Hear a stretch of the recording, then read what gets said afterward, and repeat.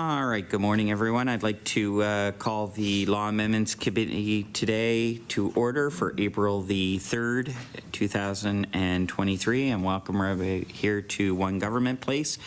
My name's Brad Johns. I'm the MLA for the constituency of Sackville-Uniacke, as well as the Minister of Justice, Attorney General for the province, and I'll be chairing most of today's meetings. Just before we get everything underway, though, I would like to give members at the table an opportunity to introduce themselves for the record, and we'll start with the government side. Minister. Hi, folks. My name is Ken Smith. I'm the MLA for the Eastern Shore. Hi there. I'm Michelle Thompson, MLA for Antigonish.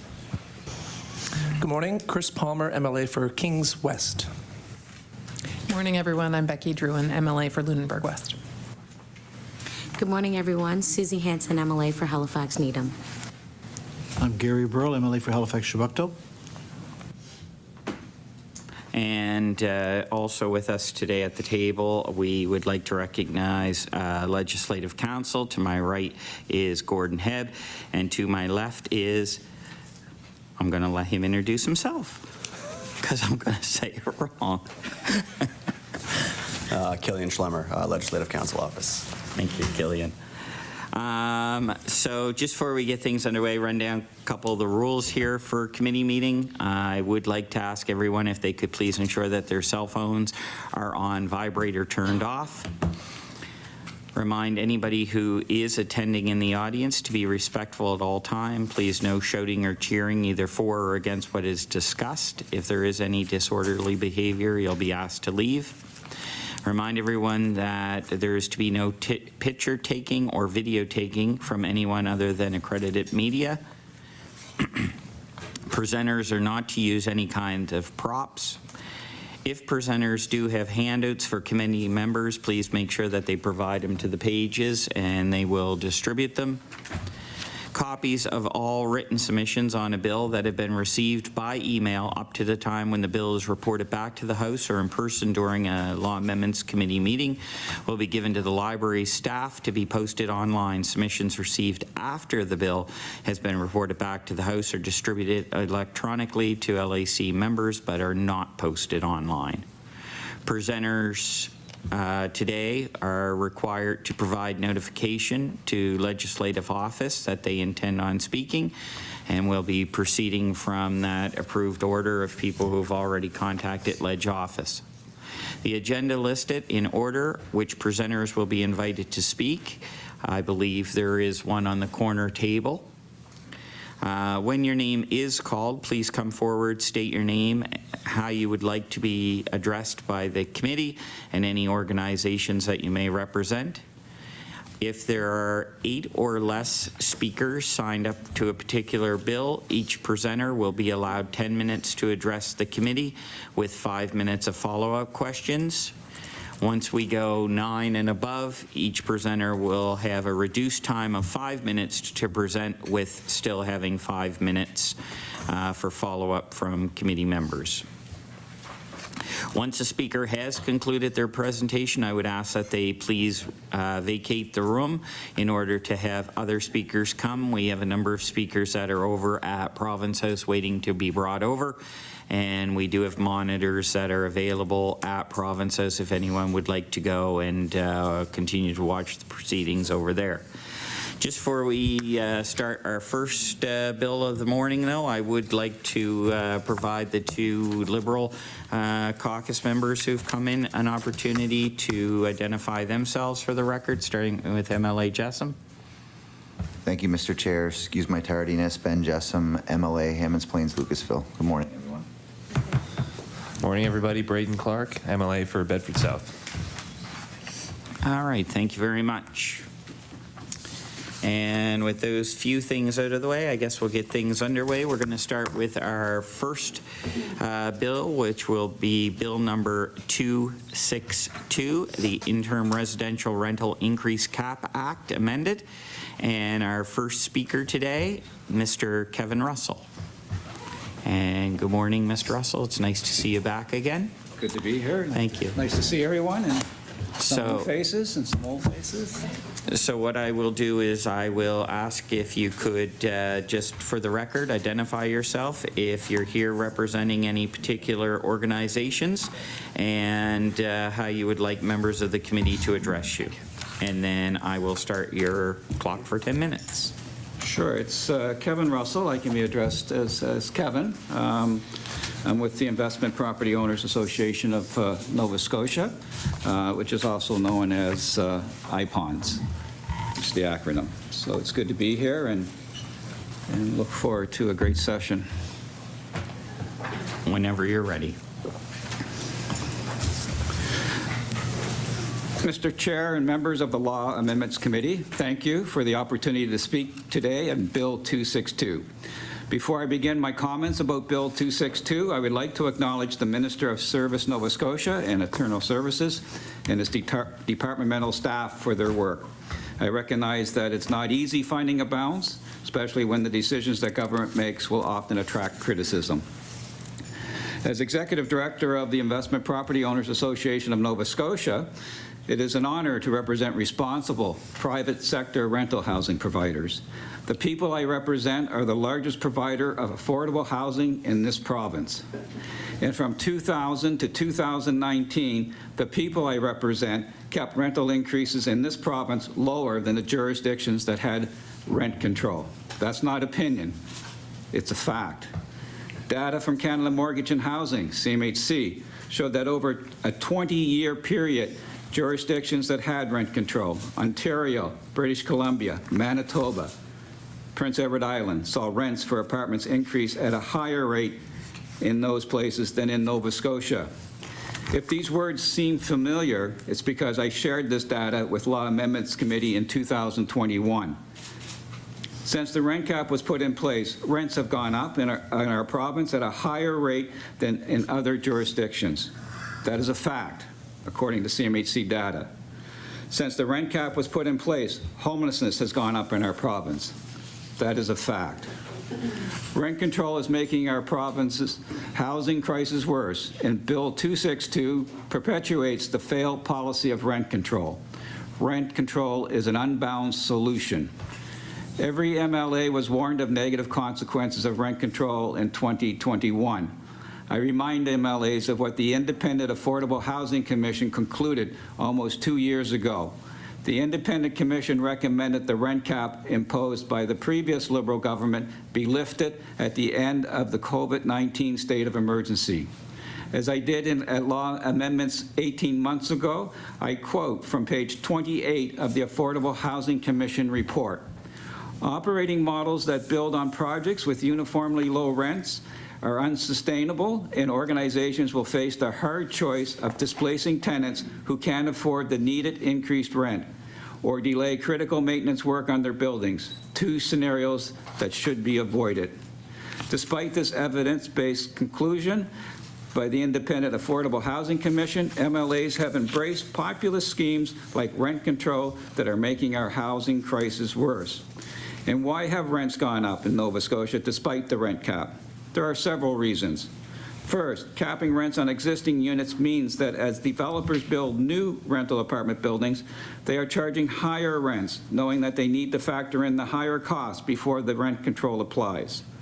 Higher costs they won't be able to recover through increasing rents at a future date. Rent control makes our new housing supply more expensive. To quote this 2019 report from BMO Capital Markets, under rent control restrictions, developers are disincentivized to build affordable rental units and tend to build high-end apartments and condos. Of course, we already knew this market reality in Canada because rent control jurisdictions like Vancouver and Toronto have long been more expensive than Nova Scotia.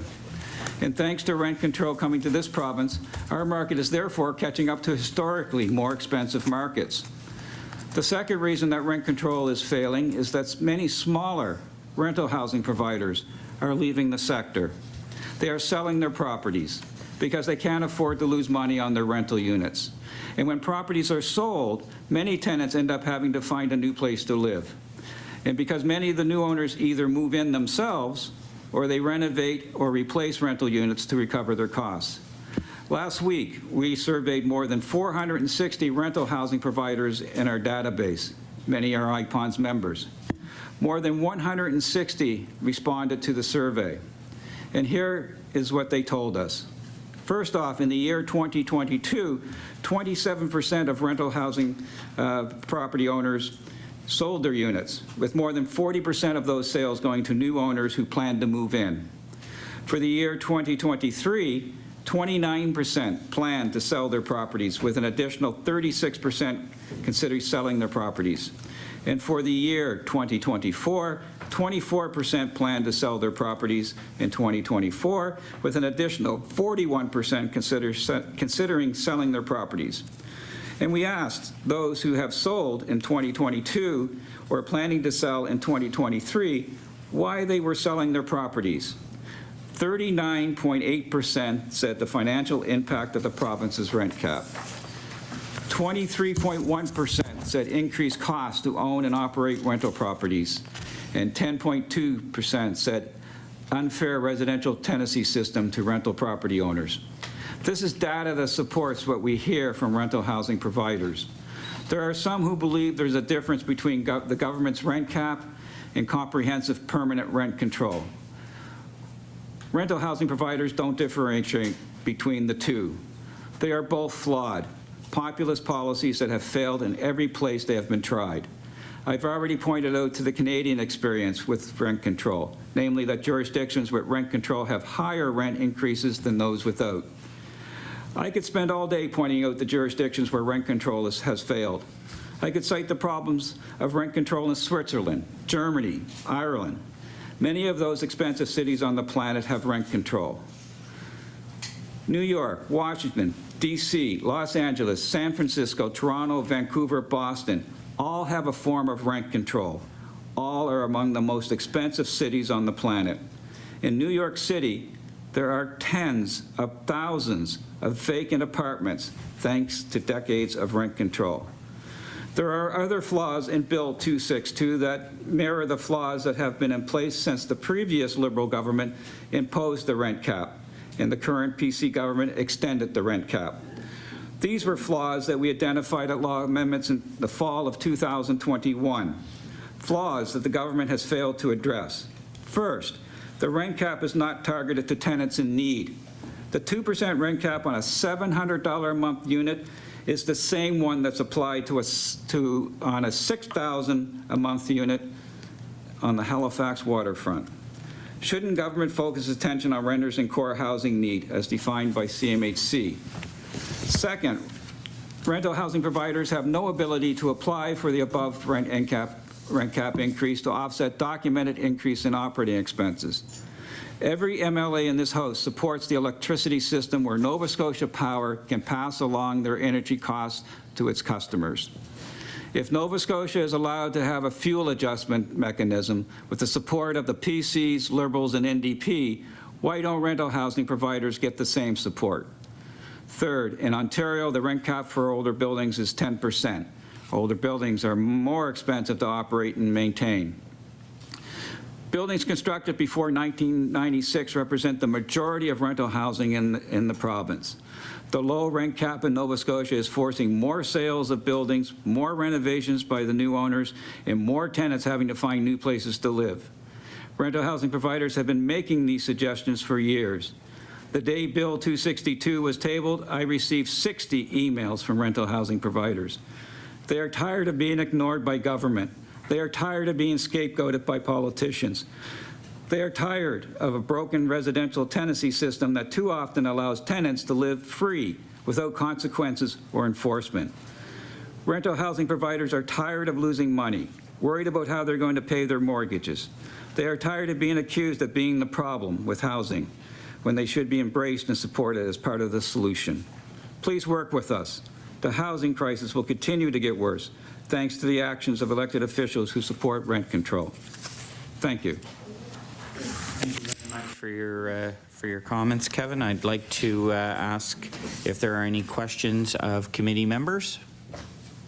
If there are no questions, thank you very much for your time this morning. Thank you, everyone. Thank you.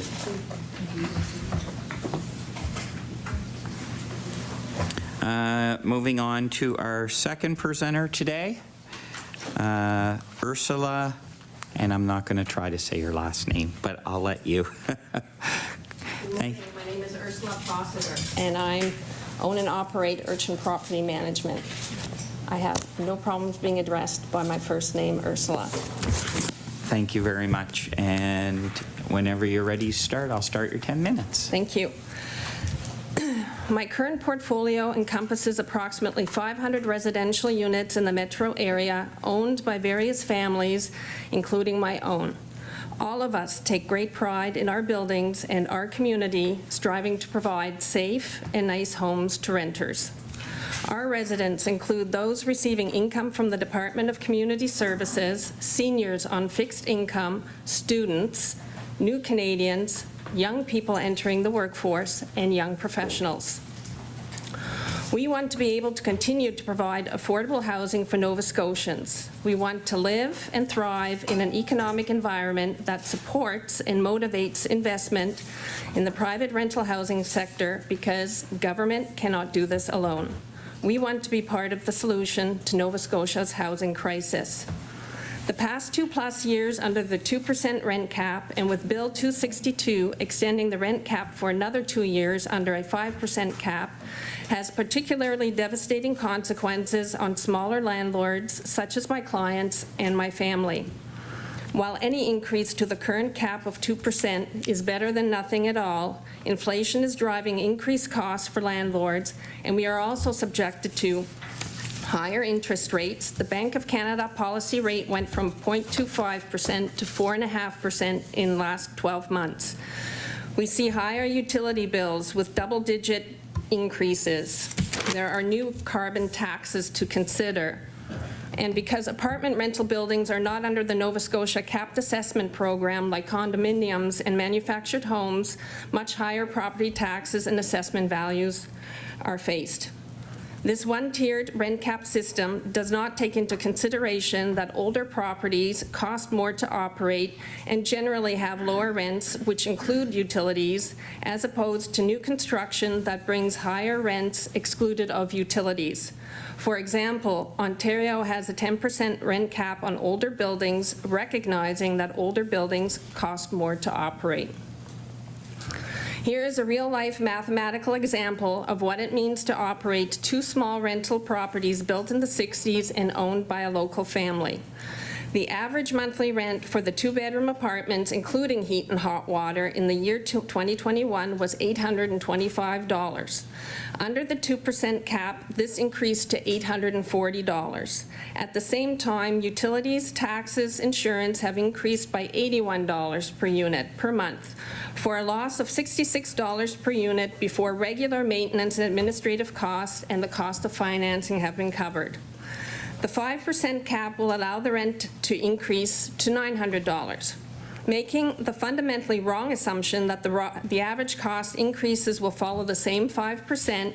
A $10 surplus generously remains for the owner to cover remaining property expenses, financing costs, and necessary capital expenditures. In 2022, this family incurred an annual loss of $1,800 per unit, while the entire loss was $45,000. In other words, the landlord paid a tax-free subsidy to the tenant. If all things remain the same, under an annual 5% rent cap, it will take 8 years to break even. That is, if the landlord doesn't go bankrupt or sell in the meantime, because he cannot personally keep funding these losses. There are approximately 6,000 landlords in this province, 5,000 of them being small landlords. Many are mom-and-pop operations that collectively manage over 60,000 affordable rental units, often with low inclusive rents. They are the backbone of the private rental housing sector, providing most of the affordable housing in this province. This hostile socioeconomic environment forces many to stop renting or sell and get out altogether. It negatively impacts the healthy number and mix of rental housing providers in our sector, and instead of increasing rental supply, it decreases the much-needed number of available units. The gap between housing supply and demand will continue to grow. Does the government really want the apartment rental industry to become like the food industry, where small locally owned grocers have died out, leaving the industry with 3 major competitors? There is no motivation for property owners to create more rental housing supply. By restricting the property owner's ability to recover costs, the government is effectively forcing the private sector to subsidize the difference to make itself look good to voters. Anyone advocating a comprehensive, effective permanent rent control and applying it to the unit and not the tenancy will kill private sector investment. It takes away all incentive for a property owner to invest in building more apartments, and it especially eliminates all motivation to fix up or improve existing supply. For me, permanent rent control is a form of expropriation, the action by the state or authority to take a property from its owner for public use or benefit. But it conveniently stops short of physically taking the property away to avoid doing the hard work of paying the bills and maintaining the property. It imposes further encumbrances on privately owned properties which diminish value. With regards to fixed-term leases and landlord behavior, I will say that my staff and I have been subjected to blatant verbal abuse from tenants with a language that I cannot use in this room. My staff, mainly female, and some being new Canadians, have been told to go back to where they came from. No one should be faced with the abuse my staff receives daily. Just the other day, I heard the leader of the NDP in an interview say, "We all must do more to protect women from abuse." But I never ever heard her, or any other politician for that matter, say we need to strengthen the Residential Tenancies Act or provide the police with the power to protect women who own rental properties or the women who work in the industry from abusive tenants. Is it because, as the NDP said in the last election, rental property owners are not real people? When the Nova Scotia government implemented automatic tenure over 10 years ago, we started using fixed-term leases. We use them to decrease our risks when leasing to renters with poor or no credit history or landlord references. We use them to protect our tenants and to ensure their right to peaceful enjoyment of their homes. But we also use them to protect ourselves against abusive renters. Regrettably, a small number of landlords in our industry are bad apples and display a lack of responsiveness towards maintenance concerns. However, when we are subject to such abusive behavior with no available recourse from police or residential tenancies, it becomes understandable why we may at times struggle to address tenant issues. We are proud to call Nova Scotia our home, and we want to be part of the solution to our housing crisis. But with its current policies, the government is slamming the door shut on us. We are being vilified and penalized not only by the government and politicians, but by society. As such, any thoughts or any plans to further invest in our province have been tabled until such time the government goes from penalizing us to supporting us to build more homes for Nova Scotians. And I know I'm not alone in taking this action. Thank you. Thank you very much for your comments. I would go now to committee members to see if there are any questions. I'll start out with MLA Clark.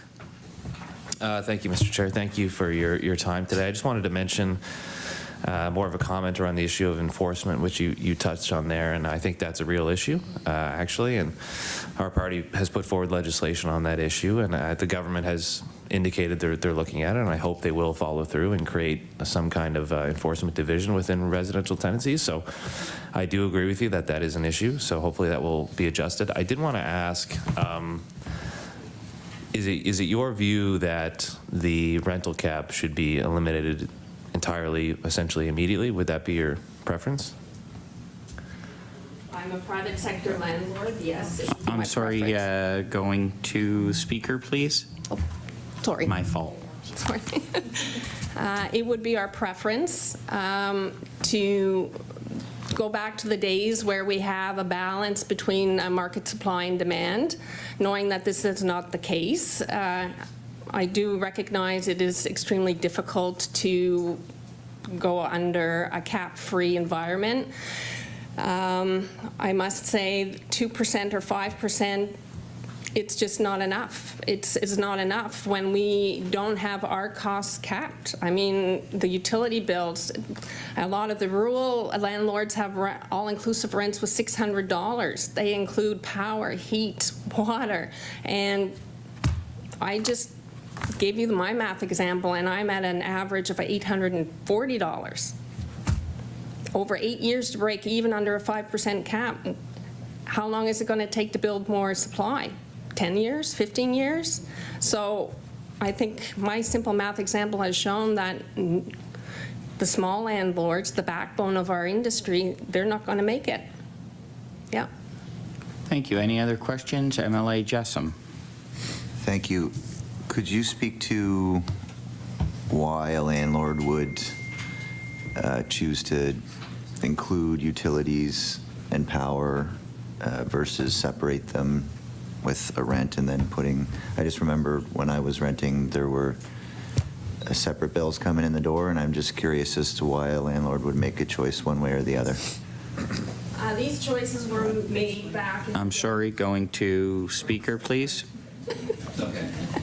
I am not a trained public speaker. My apologies. Most of the buildings that now have all-inclusive rents are buildings that date back 60s, where perhaps there was no concept of how our future is going to be, how costs are going to increase. The buildings have one water meter. They have one house meter, power meter, sorry. So it is next to impossible to separate out these costs fairly. Yeah. You're welcome. Thank you very much. Any other questions? If not, thank you so much for your time this morning.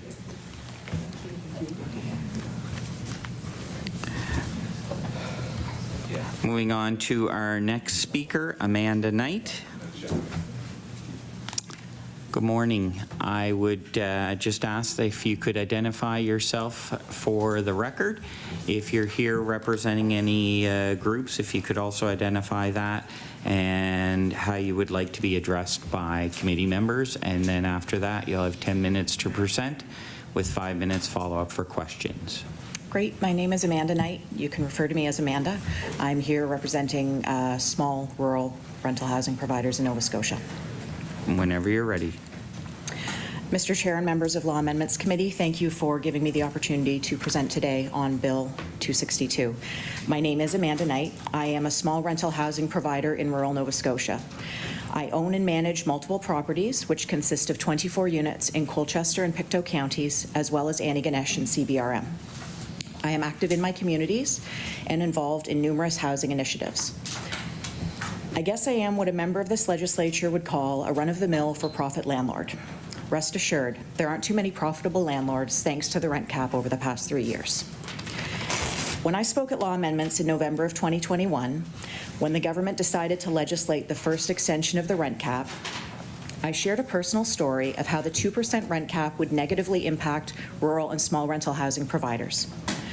I spoke specifically about those properties where utilities, sometimes both heat and power, were included in the rent.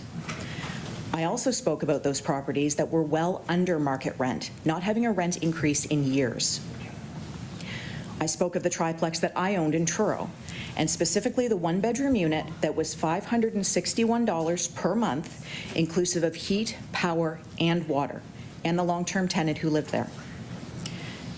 Since speaking in November of 2021, I reluctantly sold my triplex in Truro last year. I could no longer afford to own it, thanks to the rent cap. Within a couple of weeks of it closing, I received a call from one of the tenants asking for help to find accommodation. The new owner was moving in, and the tenants they inherited from me needed to move. Those tenants needed to stay local due to an aging parent and young grandkids. They also needed to be within walking distance to local amenities, as one of them had vision restrictions.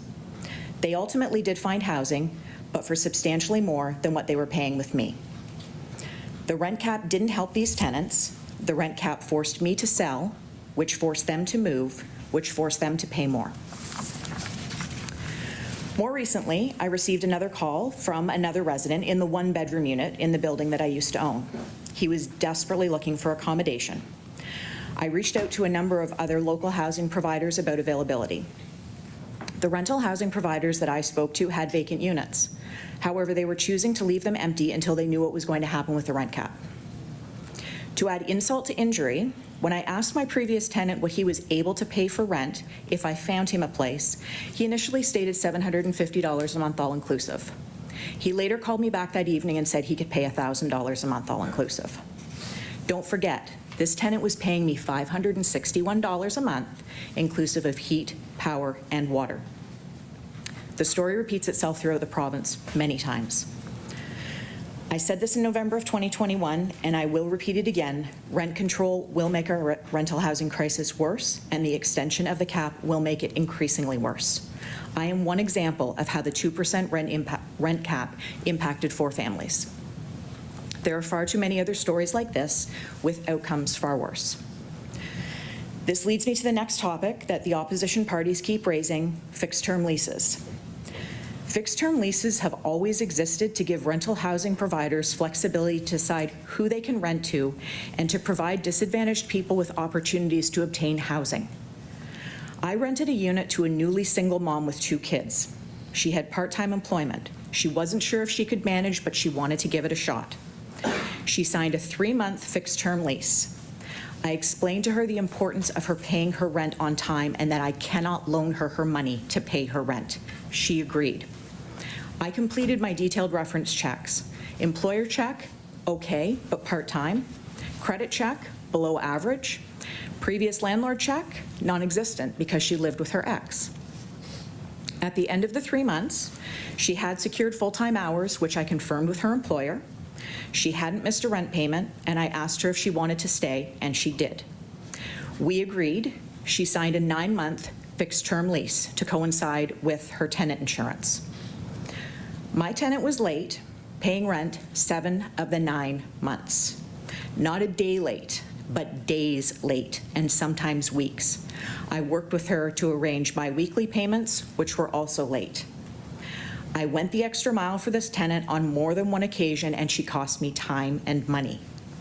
It is because of the ability to freely use a fixed-term lease at my discretion to protect my property and my existing tenants that I initially rented to her. If fixed-term leases did not exist, this tenant would not have qualified to rent one of my properties. And if I didn't have the option of using the fixed-term lease, not once, but 3 times, she most likely would still be in this unit not paying her rent.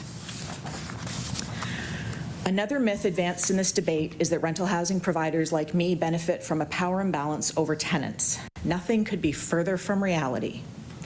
If tenants don't pay rent, rental housing providers are forced to wait months and months and months before our broken residential tenancy system will step in and maybe enforce legislation. Needless to say, banks that hold mortgages on many rental properties in this province don't let property owners like me not pay our mortgages on time or at the agreed upon rate.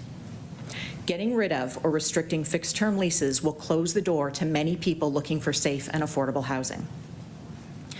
Let me be perfectly clear when I say the rent cap has crippled rental housing providers' ability to keep up with skyrocketing costs, especially for those who include utilities and rent. The elimination of fixed-term leases will be the final nail in the coffin for the remaining rental housing providers in this province who are bleeding. I can assure you, you will see a spike in properties being sold and an exponential increase in Nova Scotians who struggle to find housing or become homeless. In closing, I would like to state that the negative rhetoric that is being used by some members of this legislature around rental housing providers is deplorable. Last week, a member of the legislature said that tenants were being preyed upon by landlords abusing fixed-term leases.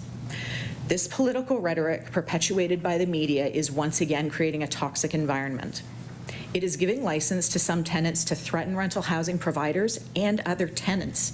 And more importantly, it's forcing people to exit the industry, taking existing rental stock out of the market. It is not helping to increase housing or creating an environment to encourage people to stay and work together.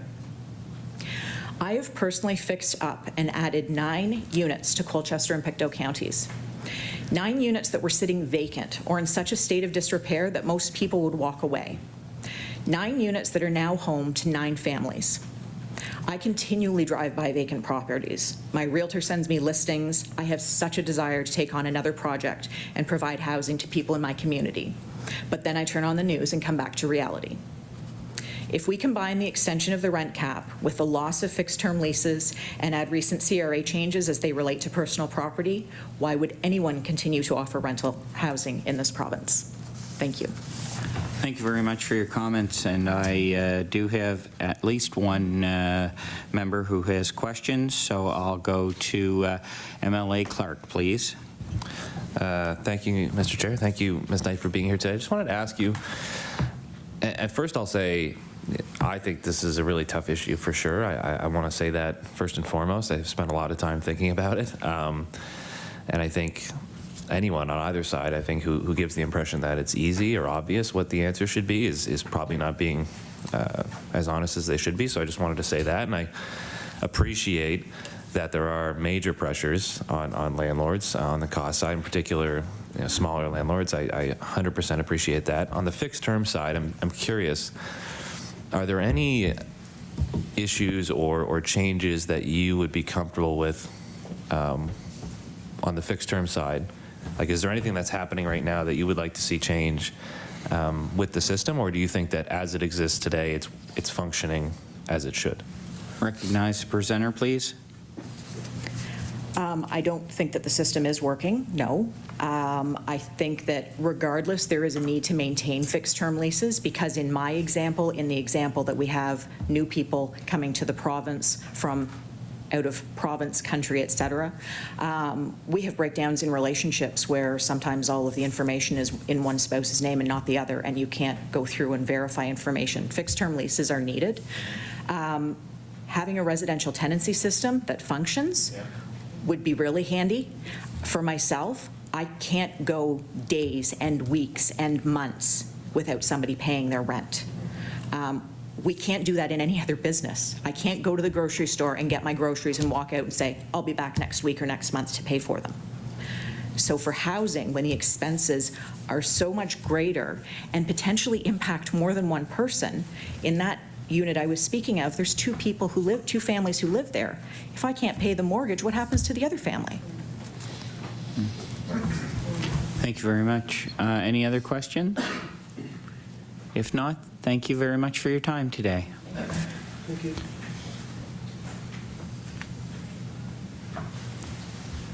Moving on to our next speaker, Ismat. I think you've been here before. You know I'm notorious at mispronouncing names all the time, so I apologize if I mispronounced your name.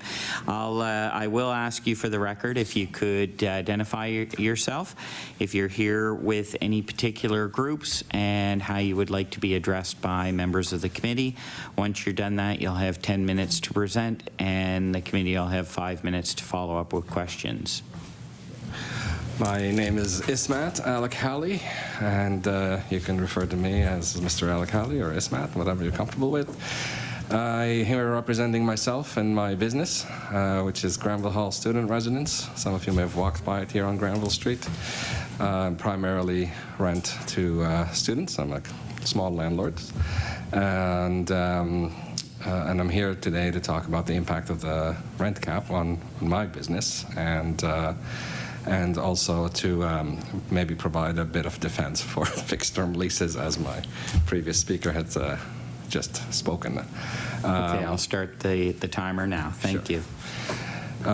So thank you, and I want to start by acknowledging that absolutely the rent rates in the province and other provinces at the moment are very difficult to keep up with for people with small incomes or modest incomes, and something does need to happen to help with that.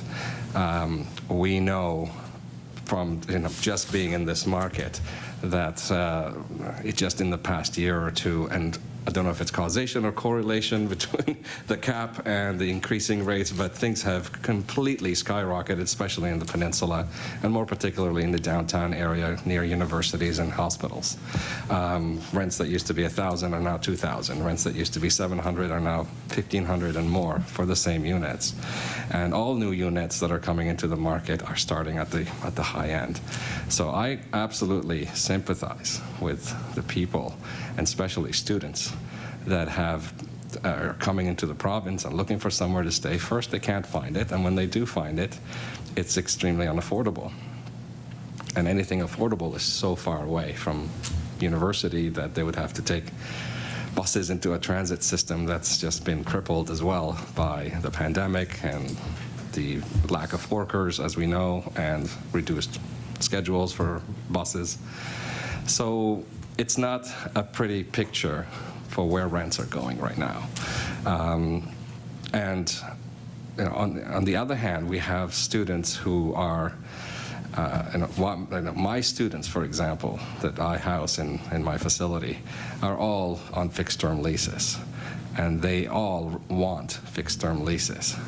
We currently have 3,500 students that are on fixed-term agreements with universities just in Halifax alone. That's the only type of lease that you can really provide to students who just want to be here for the academic year and then go home in the summer. Most of those students are not from Halifax, and they don't want to stay in the summer, and they don't want to be responsible for 4 months of summer rental payments that they're not going to be here to pay. So allowing them the flexibility has been great, and that's exactly why I opened this facility. My facility is the first privately operated dormitory outside of universities that has ever existed in Halifax or Nova Scotia, for that matter. I came as a student to this country, and I became an immigrant 15 years ago. And I rented houses and apartments with roommates and without roommates throughout my journey here as a student, and later on as a worker, and later on as a business owner. So I know the struggles, and I know from my perspective where I found some gaps in the rental system here as an international student arriving in the country, and as someone who was, you know, someone of minority background, a person of color, seeking leases without white roommates and trying to attempt to get into nice apartments. So I opened my facility to be able to provide anyone with a lease who is a student and who does not want to commit to a long-term lease, a student who is not from here, isn't aware of the neighborhoods in Halifax, is not aware of what rental rates are like. They don't know anyone that they would have as roommates to live with. So we provide them with an easy way to come in September, have everything taken care of, and in 8 months' time, hopefully they've made some friends in our facility, and they can move on to a longer-term lease somewhere else where they have now met some roommates, have explored the various neighborhoods in Halifax, and are able to move on with knowledge of what they can expect, or return home, which most of them do, and then come back in September. This allows us to cycle students who've never been here, and they can arrive in September, spend the 8 months learning about the city, and then move on once they have some knowledge, and allow another group of students. And this is the same reasoning that universities implement fixed-term leases, even though they're exempt from the Tenancy Board legislation, the Tenancy Act in Nova Scotia. So I worry that by removing fixed-term leases, first we will create these two-tier system where the public sector through universities is able to implement fixed-term agreements with the thousands of students that they house on campus, while the off-campus students that then leave that system and go seeking something else will not have the same flexibility to be able to just get something for the academic year and then go home for the summer. The second thing I'm aware of for fixed-term leases is that it does allow landlords to test tenants, as my previous colleague has mentioned. And if things work out, then offer them longer-term leases. With when we remove that ability, the main impact happens on minorities. It happens on new immigrants. It happens on new renters, including students, because without good credit, without a rental history, without solid income, nobody will want to take chances on renters when there is such high demand in the market, where you can find solid renters that you don't have to worry about anywhere. So we know that our immigration right now in the province, the latest statistics, the top 5 nationalities arriving here are from India, from China, from South Korea, Philippines, and Nigeria. Landlords are not picking up the phone to call Nigeria for rental references, or China, or India for that matter. So we take a chance. We provide a short-term lease, a fixed-term lease, and we say, okay, well, I don't know if your income will be able to keep up. I don't know if you're a good person. I don't know. You have no credit history in Canada. You have no rental references in Canada. But I'll give you a chance.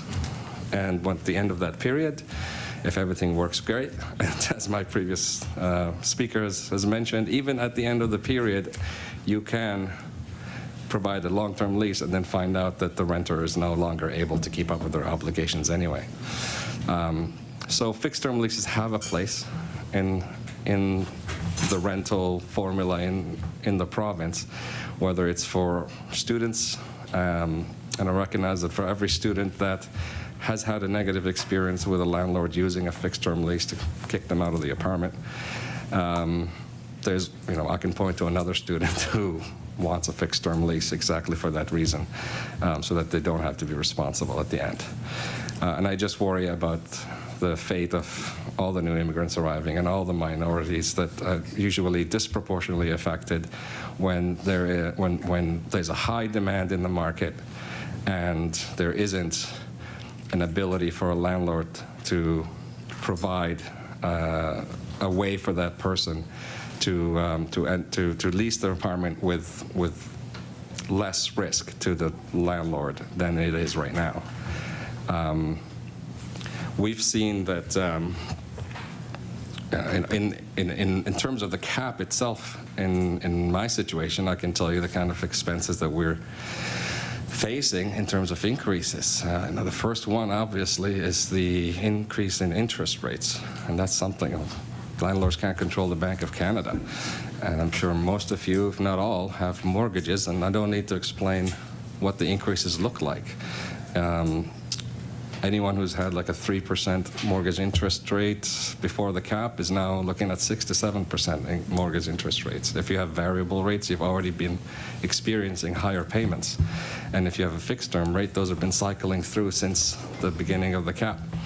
And those are amounting to no less than 25% increases in mortgage payments every month. So if you're receiving 25% increase in your mortgage payment and you're only allowed to pass on 2% or 5%, you're in trouble. 1 minute.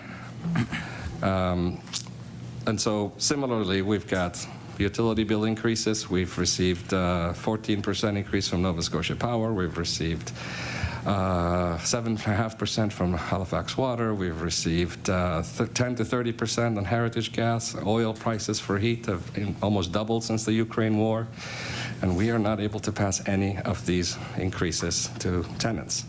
So we've seen that there was a study from CMHC in 2020 that I'm sure you're aware of that reviewed the impacts of rental control in various Canadian jurisdictions. And in all of those jurisdictions, there's always an exception that landlords can apply to the tenancy board to receive if they are incurring operational cost increases that are not anticipated or not.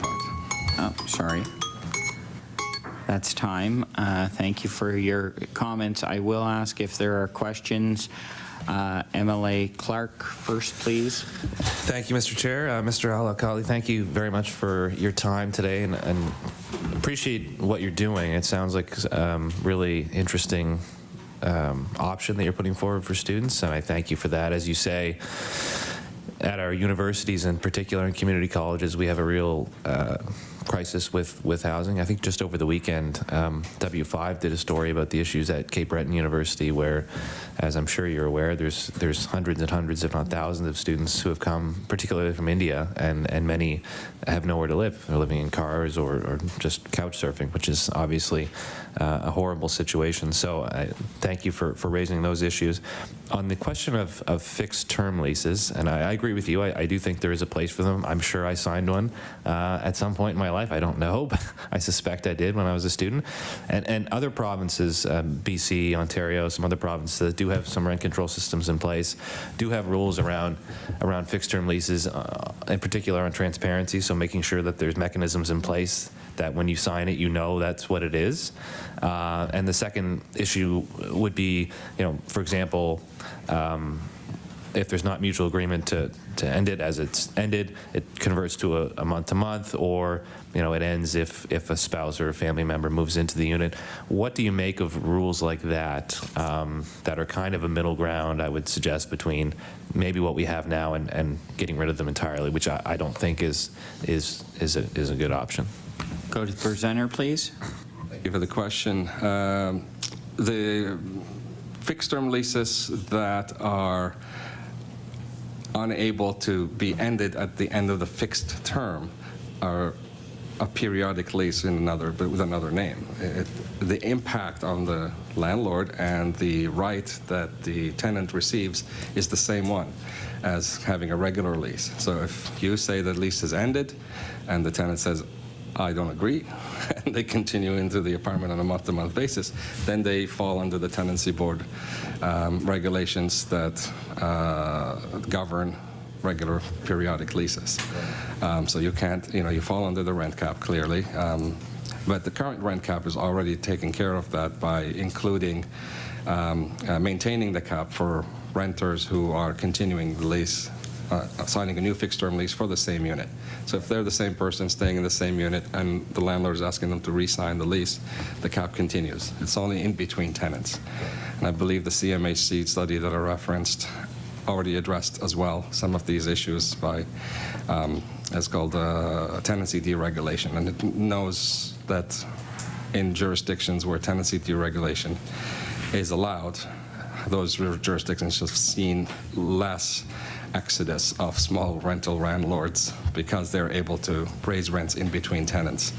So there is a balance to be had between providing a relief valve for tenants that can't afford the rapidly increasing rents and a relief valve for landlords who can't afford the rapidly increasing costs. And for most jurisdictions, it seems that relief valve is the allowance of an exception process where landlords can apply to the tenancy board and say, my costs have dramatically increased for no reasons of my own, and they're now topping 40%, 50%, or 30%, and I need to pass some of this cost onwards. So, Recognize MLA Hanson. Thank you, Mr. Chair. Thank you again for your presentation. I do want to say that, I commend and I respect the fact that, you provide a service for students and for folks that come here that, initially do not have that, the background check, and they have an option to be able to choose a fixed term lease, because we've heard from students who say, they're only here for 9 months. They need to be able to only pay for 9 months of school because they are on a limited income and such. So I appreciate that. And I think that's the premise of what a fixed term lease is essentially supposed to be for. And we've seen, because of the pressures on the rental market, that the fixed-term leases are being utilized in ways that are unprecedented, right? And so I say this only to say I appreciate, the impact that you're making with the students and being able to be a provider for those that need it. And I thank you so much. My question was answered. Emily Clark asked the question, so I just wanted to say thank you again for that. And that concludes time for questions as well. Thank you so much for coming forward this morning. Thank you very much. Sorry.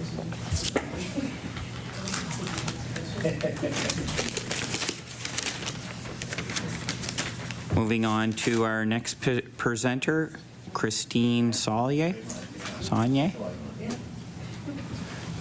Thank you so much for coming in. Just before you begin your presentation, if you could identify yourself for the record, please, as well as any organizations you may be here representing. And if you could also please allow the members of the committee to know how to address you. After that is done, you'll have 10 minutes to present with 5 minutes of follow-up questions from committee members. So if you want to identify yourself, and then I'll start your timer. Good morning. I'm Christine Saulnier. I'm the Nova Scotia Director of the Canadian Centre for Policy Alternatives. Sorry, I just ran across the street. I am Dr. Saulnier. I am here first to recommend that permanent vacancy control be instituted instead of the proposed temporary rent cap extension. Our second recommendation is that the government base the vacancy control permitted maximum rental unit allowance increase per 12-month period on the annual allowance rent increase amount that is stipulated in the Residential Act that is applied to rent in land lease communities. The typical argument against rent control is that it reduces the incentive to build new units. This argument is based on a very simplistic economics 101 model of imposing a price ceiling on a perfectly competitive market. In reality, of course, landlords have significant leverage over their tenants, enabling them to raise rents over and above what would be predicted by a well-functioning competitive market, which the rental market is not. This is especially true in a market that is marked by the growing dominance of financial actors in the housing sector. 15% of our rental stock is owned by real estate investments in Nova Scotia. Compare that to 10% in Ontario and 4% in BC. And the incentive to build is especially strong in a market with such low vacancy rates. Halifax, for example, has a vacancy rate of 1%. There is ample evidence that rent control can help keep rents affordable without creating a disincentive to build new units. And there is ample evidence of the need for vacancy control in particular, especially when we see that Halifax's average rent increased by 8.9% in 2022. New housing construction doesn't simply decrease when rent control is introduced or increase when rent control is removed. Supply is affected by many factors, including demographics, land use policy, other regulations, input costs, and developer decisions made for profiteering, especially for large investors. Many Canadian provinces have some form of rental increase control, and approximately 200 cities in the United States have rental control measures in place. The evidence shows that rent control can keep downward pressure on the cost of rent, promote long-term tenure, and help bring stability to neighborhoods with less displacement of current residents. Of course, supply is also impacted by the will of governments to make significant and necessary investments in non-market housing. The fact that only 3% of rental units available are affordable to rental households in the lowest 20% of the income distribution, that is those with an annual income of less than $28,000, tells us that non-market builds are critical. The government, however, needs to strengthen the current rent cap and not just extend it, while also making it permanent. Without rent control, the expectation is that tenants will have access to additional income or can cut back on other expenses to keep pace with increases in shelter costs. In reality, of course, many Nova Scotians need help to afford their current rent and cannot afford any increase. The average worker has not seen their wages keep pace with inflation, and many others, including income assistance recipients, have seen no increase. In 2020, at least 48,000 renters in Nova Scotia reported paying more than 30% of their income on shelter. This leaves them vulnerable to losing their housing. That represents 35% of tenants. That number is likely higher today. We recommend vacancy control, which is a form of rental cap increase tied to the unit instead of the lease, because it remains in place even when the tenant moves and thus removes the incentive to end the tenancy agreement. Under the current temporary program, landlords can find a reason to evict and increase the rent as much as they want for new tenants. Not addressing the problems with the current rent cap means that the additional $8 million in rent supplements for the 1,000 more Nova Scotians in the most recent budget, along with the other 7,000, will only be as effective as your ability to control rental increases. Providing rental assistance without vacancy control will provide landlords with profit subsidies. What is most problematic about this subsidy is that it is based on average market rent. It is not even based on what people are actually paying in rent. The average market rent data also does not capture the rental amount for available units. Consider that a 2-bedroom unit occupied by a new tenant was on average 28% more expensive than one that did not turn over. This points to the need for vacancy control. Restricting eligibility for these subsidies only to those whose housing consumes 50% of their income leaves many Nova Scotians in insecure housing situations, making impossible decisions. Our recommendation, again, is to institute permanent vacancy control by legislating how much a landlord can raise the rent cap every 12 months on an occupied or vacant residential unit based on the existing annual allowable rental increase for mobile home parks. The legislation itself must spell out a specific percentage or a formula because it is crucial that that be up for debate here in this forum. Vacancy control is one tool. If it's used effectively, it can help support the security of tenure for tenants. Strengthening tenant protections in Nova Scotia would bolster tenants' ability to have secure housing. What is most urgently needed is also substantial investment in supply-side responses. Furthermore, addressing the financialization of housing supply is really the main barrier to realizing housing as a human right here. Thank you. Thank you very much for your comments. I will ask if there are any questions of committee members. MLA Burrell, please.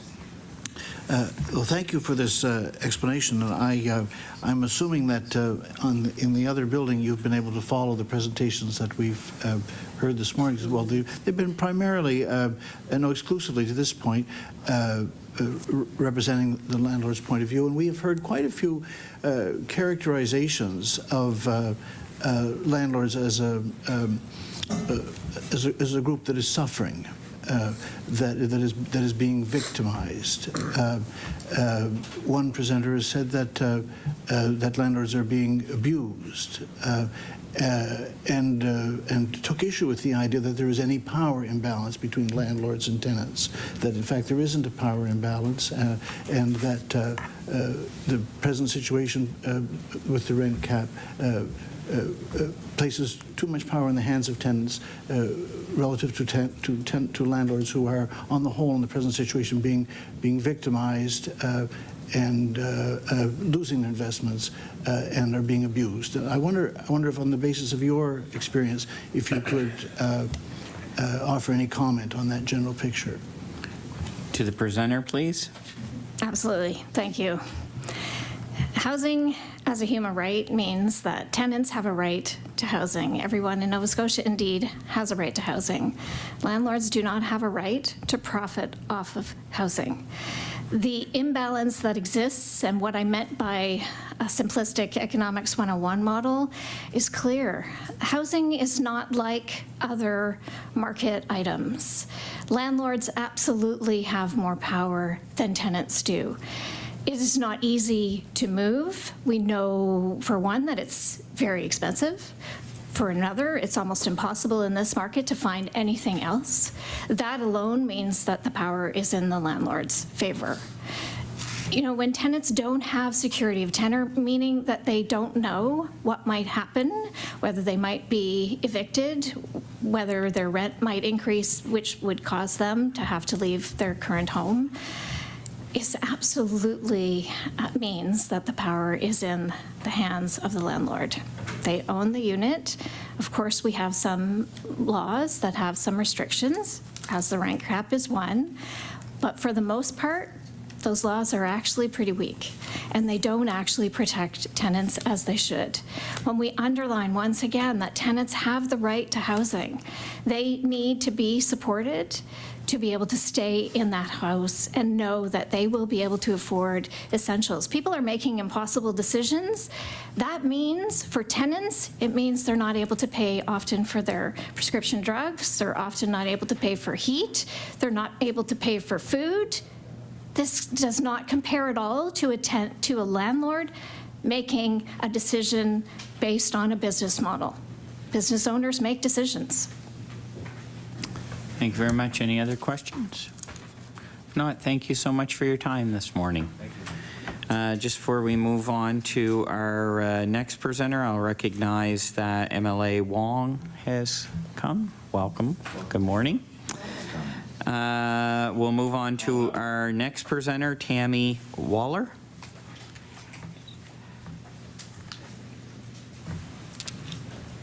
Welcome this morning. Just before you get started, if you could identify yourself for the record, please, as well as if you're here representing any organizations and how you would like the committee members to address you.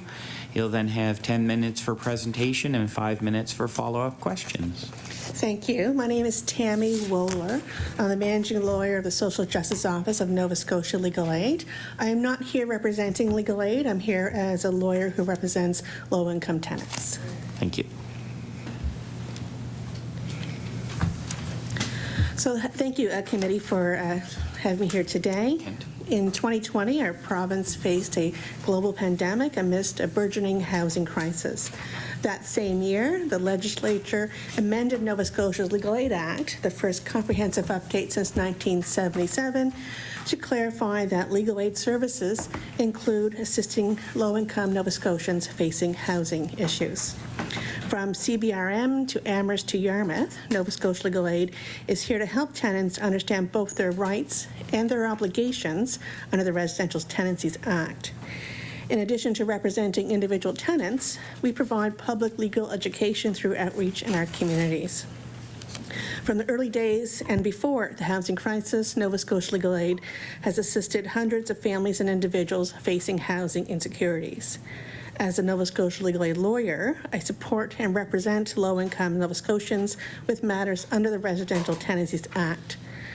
The Residential Tenancies Act, when applied as the legislature intended, by both landlords and tenants, provide landlords with stable long-term income and with tenants with security of tenure, stable long-term housing.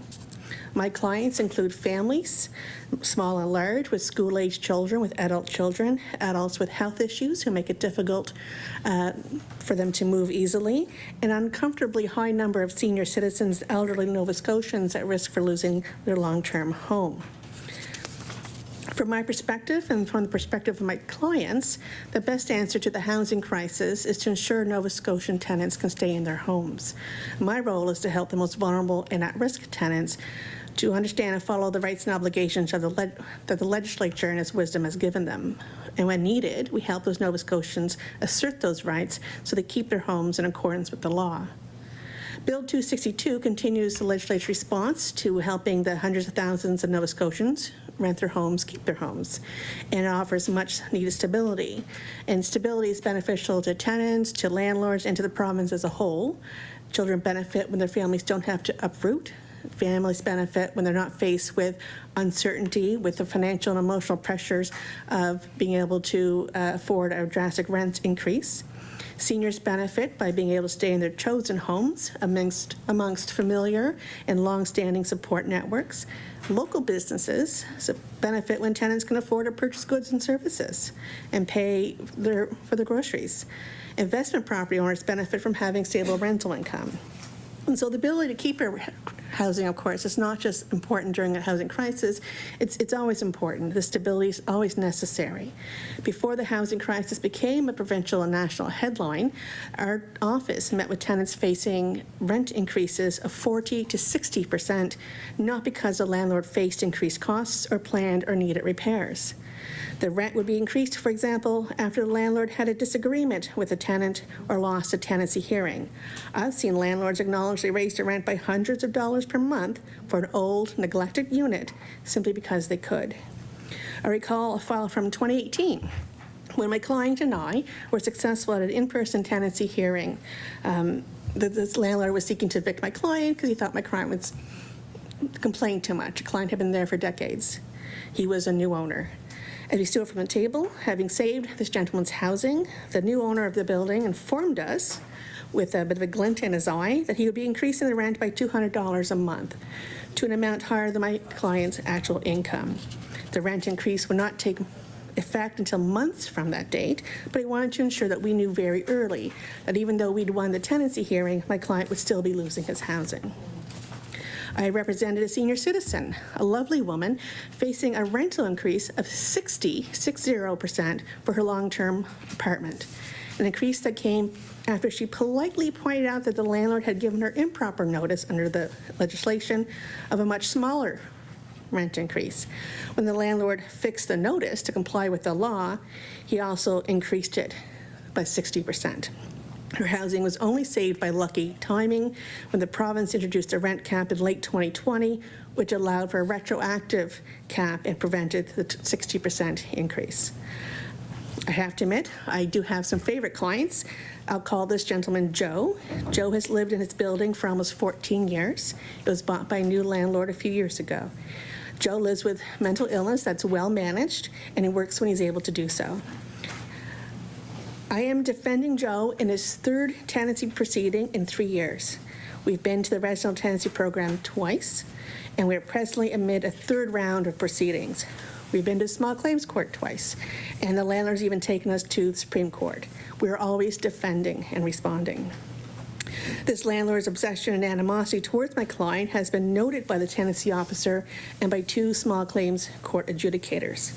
I'm confident we'll be successful in this third round of litigation, but however, the landlord's put in writing that, quote, as soon as, quote, the rent cap is lifted, the rent will be immediately increased by over $1,100 a month, from $742 to $1,900 per month, an increase of 156% for a building that has not been repaired and that the landlord has acknowledged has no mortgage on it. So it only comes with a guaranteed loss of what had been years of stable housing. I've also represented another building where 8 units of some long-term clients, tenants, some there more recently.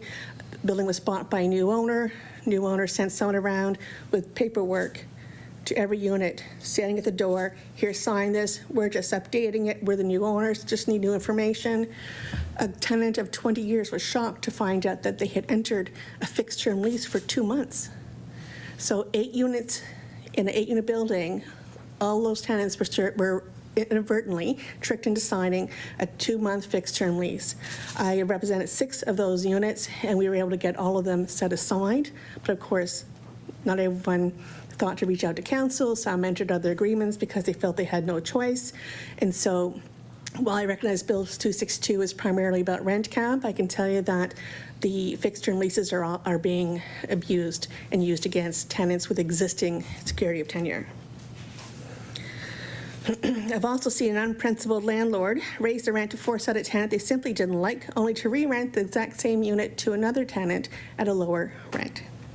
So the landlord does not need to show that a tenant is in arrears, is a bad tenant, or is breaching a lease to evict an unwanted tenant. The landlord simply needs the power to raise the rent by a random, unwarranted amount to ensure the tenant has no option but to leave. Justice means fairness. Fairness means balancing the needs and interests of landlords and tenants. At this time, the Residentials Act and the Residential Tenancies Program has limited ability to assess what is fair and to balance the interests of landlords against the needs of Nova Scotia's 300,000 tenants. The Act does not provide for discretion when it comes to rent increases, aside from the current interim cap. It also does not make it clear that fixed-term leases are not intended to oust an existing tenant's security of tenure. As I consider the experiences of my clients, I encourage the province to look beyond 2025 and beyond this particular housing crisis. I urge the province to ensure that unprincipled landlords cannot return to abusing an unfettered power to arbitrarily inflate rents to exorbitant levels. I urge the province to clarify the Residential Tenancies Act and its regulations to ensure that the residential tenancies program has the discretion and the means to allow for fairness in rental increases and in relation to fixed-term leases for both landlords and tenants. Such discretion would allow for stable housing through future variations or crises in the housing market, and such clarification would balance the needs and interests of Nova Scotian landlords and tenants to ensure fairness for all. Thank you. Thank you very much for your comments, and I will now go to members of the committee for questions, starting with MLA Burrell, please. Well, thank you for this explanation, and particularly your beginning words about the benefits of stability for people on so many different fronts. And this question, which is much before us today, of the proliferation of fixed-term leases, would you say that the proliferation of fixed-term leases, as we've seen it particularly in recent years, is undermining those benefits of stability? Are there ways that we could modify the legislation so that fixed-term leases would not have that effect, but some of its other benefits would be able to continue? Absolutely. Recognize the speaker, please. Sorry, absolutely. I think the Act simply needs to be clarified as to when fixed-term leases are meant to be used. The Act is to provide security of tenure for tenants. I mean, we already know that housing is a human right, and even if one disagrees with it being a right, it's certainly a basic need. And so a fixed-term lease, in my view, makes sense for someone who is coming to town for business for a 6-month period. They want to start at a particular time, they want to end at a particular time. Perfect for students wanting to do an 8-month term. That makes sense. What it doesn't make sense is that the landlord has an ability to have an existing tenant of 20 years or even a year or two sign a new lease because they've bought the building recently or because there's a rent cap in place, they want to get around it. And it doesn't make sense in the context of someone who wants to move into their forever home. They want to stay here, they want to raise their family here, they want to build and be part of the community. And so in those instances, when a tenant wants to stay, it does not make sense. The Act provides so many ways for a landlord to remove a tenant that is not paying their rent, is a problematic tenant. That's already there. The Act is an attempt to balance the rights of landlords and the obligation of tenants and vice versa, but a fixed-term lease basically outs the power of the Residential Tenancies Act altogether. And so I think the Act itself needs to be clarified as to when did we intend fixed-term leases to be used, because it has its use, absolutely. It was not intended, in my view, to be used as probation. I've heard some of the earlier speakers talk about how it's being used for newcomers. I've also heard in other conversations that's being used for persons with a history of perhaps mental health issues. In my view, I think this is a significant concern that we feel that we can use fixed-term leases for certain kinds of tenants and not others, and I think it raises the specter of human rights. And so I think we want to ensure that our Act does not inadvertently allow or condone human rights violations. Thank you. I'll recognize MLA Clark with 2 minutes. Thank you, Mr. Chair. Thank you for your time today. You mentioned a word earlier, balance, which we've heard a lot. The minister talks about balance a lot when he talks about residential tenancies. Obviously, it's critically important, but I think one of the mistakes that can be made, and I wonder if you would agree with this, is to look at all of these pieces as separate and independent when they're in fact interdependent. So if you have a rent cap, and you want to maintain a rent cap, that's going to have a trickle-down effect on the use, or in some cases, abuse of fixed-term leases, right? Because if you have a rent cap, it incentivizes some landlords, not all by any means, but some, to get around it and use fixed-term leases inappropriately. So would you agree that if you're going to increase the rent cap, it almost is necessary to do something on fixed-term leases? Otherwise, do you follow what I'm saying? Yes, I would say, though, that... I'll recognize the speaker, please, with 1 minute. Sorry.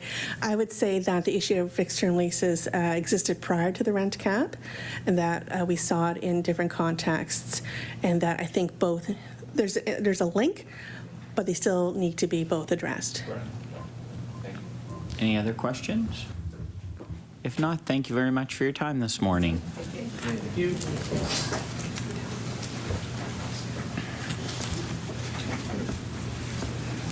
Our next speaker, Joanne Hussey.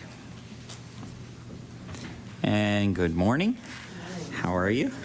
Good. I'll ask that you could please identify yourself for members of the committee, as well as any organizations you may be here representing, and how you would like the committee members to address you. You'll then have the 10 minutes to present to committee with a follow-up of 5 minutes for questions from members. So. Great. Thanks very much. My name is Joanne Hussey. I'm a community legal worker at Dalhousie Legal Aid, and you can call me Ms. Hussey. So I want to start by talking a little bit about the impact that the current situation is having on our work at Dalhousie Legal Aid. In the past 7 months, my colleague Katie Brousseau and I have supported 62 households facing eviction and an additional 40 households facing rent-eviction. In the same 7-month period last year, the clinic only recorded 30 households in total facing either eviction or rent-eviction. So while we appreciate the government's decision to extend the rent cap, we fully recognize that it is a very small Band-Aid on a situation that requires much more intensive treatment. The CMHC rental market report for Halifax from January noted that the vacancy rate in Halifax is unchanged and that the average rent increased at the fastest pace on record. So overall, Halifax saw a same sample average rent increase of 8.9%, which is the highest single year increase and 4 times above the average historical growth rate. And this was in spite of the existing 2% rent cap. The amendments that we are proposing, which I think you should have in front of you, are not a replacement for a permanent system of rent control, which would provide more certainty and less volatility for both landlords and tenants. These amendments are intended to make the interim rent cap more effective. So the first amendment that we're suggesting would effectively close the fixed term lease loophole by tying the cap to the unit rather than to the tenant. The financial incentive for landlords to end tenancies is removed if the rent cap continues to apply regardless of who occupies the unit. If we fail to address this issue as decision makers, you must understand that the continued rent cap will not have the desired impact of keeping tenants housed. I'll remind you that HRM's Director of Housing and Homelessness recently estimated that between 500 and 1,000 people would become homeless if the rent cap was removed, and I would argue that keeping the rent cap but not closing the fixed term lease loophole will have a similar effect. The second amendment we're proposing provides greater clarity regarding the allowable rent increases for 2024 and 2025. I'm aware that the minister has stated that he intends to set the allowable increase at 5%. However, there is nothing in the bill as tabled to hold them to that number. And although the current inflation rate sits at about 5%, the Bank of Canada forecasts inflation to average 3.6% in 2023 and 2.3% in 2024. So if the government intends to use inflation as a benchmark for allowable rent increases, it may be that an amount less than 5% is actually justified in future years.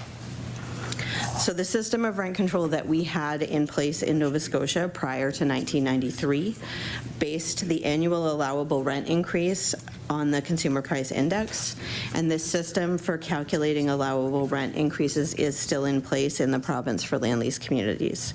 So our proposed amendment would tie the residential rent increase to the annual allowable rent increase amount for land lease communities as defined by the Residential Tenancies Act. As has been mentioned by other speakers, Dalhousie Legal Aid, like the United Nations and the Federal Government of Canada and the Halifax Municipal Government, support housing as a human right.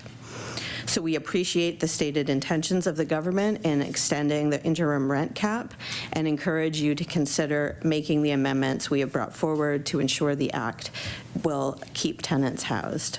And at the same time, we would encourage you to take more meaningful steps to address the worsening housing crisis in Nova Scotia by increasing the number of deeply affordable rental units available, reinstating a permanent system of rent control, increasing the minimum wage to a living wage, and raising income assistance rates above the poverty line. Thanks. Thank you very much for your presentation today. I'll ask members of committee if there are any questions, starting with, excuse me, MLA Burrell, please. Mr. Chair, first I just wanted to check. I don't believe that we have those amendments before us. If the intention was for them to be distributed, You guys have it? was it? Yeah. Trying to photocopy some. Okay. So we only had a limited number of copies, and so the page is out trying to do a few more. Okay, great. Thank you. Thank you. Recognize MLA Burrell for questions, starting the 5 minutes now. Thank you. I wanted to ask a little more about the fixed-term lease question.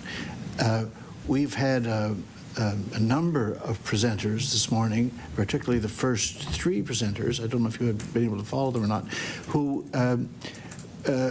laid out a view that the probationary aspect of a fixed-term lease made it possible for landlords to rent to people whose income might otherwise be too marginal for them to consider them for a continual lease. And that it also gave the landlords the capacity to extend to newcomers who might not be able to have a rental history that they would otherwise look for, and that therefore the view was put forward if this capacity for landlords to use fixed-term leases in this way were in any way ended, this would be harmful to people of low income and harmful to people in marginal situations, harmful to newcomers. Can you, out of your experience, offer any comment on this argument, this logic? Recognize Ms. Hussey, please. Sure. So I would say that in our experience, in terms of the clients we're working with, those are not the situations that we're seeing fixed-term leases limited to. I would echo the thoughts from the previous presenter that there are existing ways to evict tenants if there are issues with failure to pay rent, issues with behavior, other things like that that's already in the Residential Tenancies Act.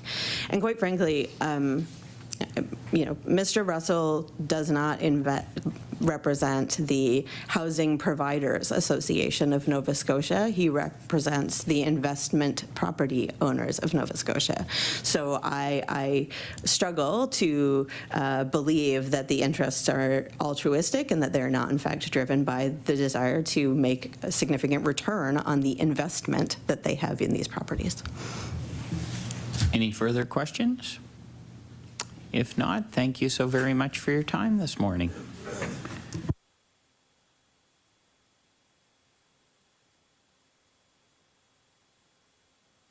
I believe our next presenter is by phone. I'm not sure if they are on the phone or not. They're waiting? Okay. So we don't have video, but we do have a phone call. And are they online?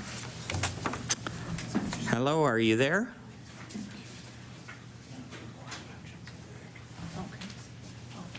Just waiting to see if we can patch that call through.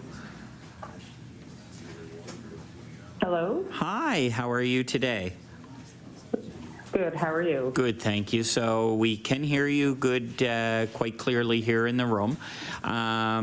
Okay. My name's Brad Johns. I'm the chair of the Law Amendments Committee today. Just before you get started, if you would be able to identify yourself, your name for the record, as well as any organizations you may be representing, and how you would like to be addressed by committee members. Once you've done that, I'll start the clock. You'll have 10 minutes to make a presentation to the committee, and the committee has 5 minutes to follow up with any questions that they may have. So if you could identify yourself, and then once you're done that, I'll start your 10 minutes. Okay, great, thank you. So my apologies for not being in person there today. My name is Deanna Quigley, and you can just call me Deanna if you need to reference me. So I am a small rental housing provider across Nova Scotia, and I am here before you on behalf of other small providers not comfortable to speak in front of you today. The truth of the matter is there are way more tenants than landlords, and abolishing the rent cap would be vote suicide. In March 2022, a full year ago, Nova Scotia ended its 2-year COVID-19 state of emergency, ending masks, provincial restrictions. However, you proudly maintain a rental cap that was implemented as an interim emergency measure. What's worse is the government led us to believe it was interim. Many, like myself, who were able to hang on did, as they were optimistic that things would come back to reality. But with Bill 262, the absurdity continues for another 2 years at 5%. I own and manage multiple properties, including a unique rental portfolio of affordable housing that is rented well below market value. I have historically offered a percentage of units below even what the government considers affordable housing. This done by choice, perhaps in a sense like a lawyer chooses to take on pro bono cases if the time and resources were available. The cap has stripped my business autonomy so that I cannot adjust rents enough to even justify keeping the doors open. Some of the rents are tied in so low that I cannot begin to meet the cost of oil, utilities, let alone the rise in taxes, mortgage costs, insurance, maintenance, and other material costs, all of which we are all feeling the crunch post-pandemic. I have sent many letters and stand before you today advising you that those resources have long been bled dry thanks to the government's 2% rent cap. For an interim emergency measure, it's causing more damage to small businesses and tenants than the pandemic did. It is this legislation that is exemplifying the housing crisis across the province as you continue to choke hold many small housing providers for yet another 2 years. Well, I am here to say we have been bled out, can no longer breathe, and all this housing will be sold. All this work, passion, and commitment to make affordable housing has all gone to waste. So please, stop preaching it on your platform because you don't care enough to save what currently exists. Many of it has been sold, will continue to be sold, and the fate of these long-term tenants unknown. If the rent cap was designed to protect tenants, as this cap drags on, in many cases, especially the rural areas, it is doing the exact opposite. As you have heard today, it is causing a major housing insecurity and putting many affected tenants at risk of homelessness. These affordable units are running at a loss. And how is running a business at a loss sustainable? The reality is, it is not. Maybe on a short-term emergency basis, but you continue to implement it long-term, way past any state of emergency. My hands are tied by Bill 262. This bill has prevented me from increasing my rent commensurate with costs, and I can no longer pay personally for others to live, so therefore must sell. I have called to action emergency government support to help sustain this vulnerable housing. To no avail. You capped rent to protect tenants, but what incentives have you offered to protect landlords so that we can continue to maintain and sustain this housing? None. You continue with restrictive legislation that you know is killing small business owners. You have sat back, done nothing, and neglect to take accountability for the consequences of these vote-driven decisions. I do not want to drastically increase rents on my tenants either. That is not the solution to this dilemma. The government stepping up and supporting us as a small business is. The best thing the government can do is to offer support programs that are retroactive to cover the last few years of utility costs when they tied our hands and restricted us from keeping up with soaring expenses. I fear we will never be able to cover without it, inevitably resulting in less available housing across Nova Scotia. The government was advised that there would be consequences of implementing the rental cap. And yet, we're still quick to approve it. But now that we provide real examples of losses, homelessness, and property sales, they are not quick to provide emergency programs to help us. Let's take a prime example. Oil expenses. What was $4,500 to heat a triplex in 2020 is now well over $10,000. And yet we can only raise our rents in the 3 units by the 2% at a mere $600. Do the math of loss over those 5 years. Well, it's scary.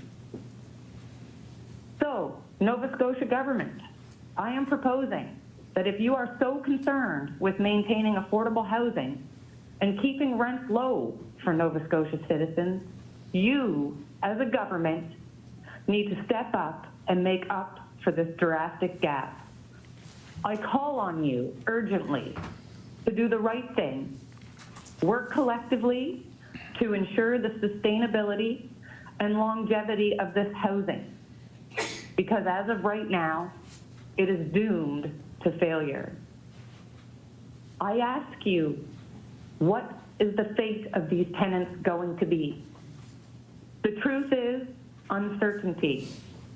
But one thing for certain, they will likely have to relocate if they can manage to find something and pay much higher rents somewhere else. All the while, you had the knowledge and the resources to help mitigate the foreseeable consequences. So have you achieved protecting them over the long term? The obvious answer is no. You are well aware that Nova Scotia Power is increasing rates by 14%, and yet you restrict us to 2%.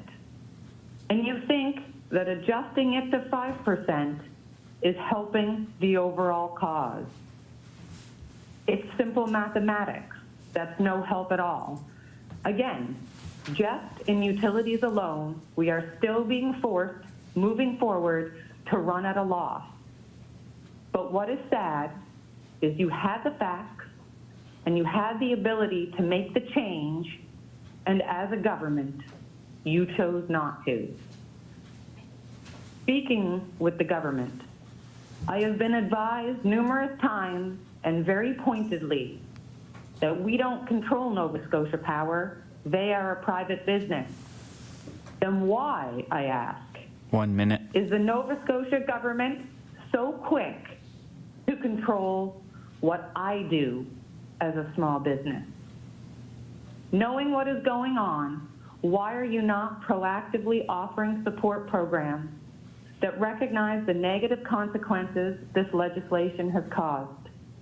Stop dragging this rental cap on and shift your focus to support us as we need to cover the basic operating costs so we can keep the doors open, as many citizens of Nova Scotia are already struggling to find a warm place to call home. So I'd like to thank you for the opportunity to speak to Bill 262 before you today. Thank you. And thank you very, very much for your comments. I will go now and see if there are any questions of committee members. And there are none, so thank you very much for calling in this morning. We certainly appreciate you taking advantage of that. Thank you. Thank you.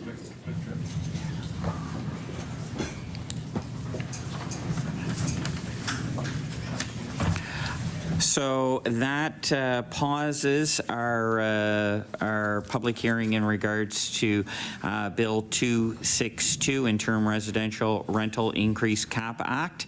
We do have two more presenters and two more presentations, and so we'll come back to get to those two in a little bit. We're going now, however, would members like to take a 5-minute break, or are we okay? Everybody okay? Okay. We gotta wait. Okay.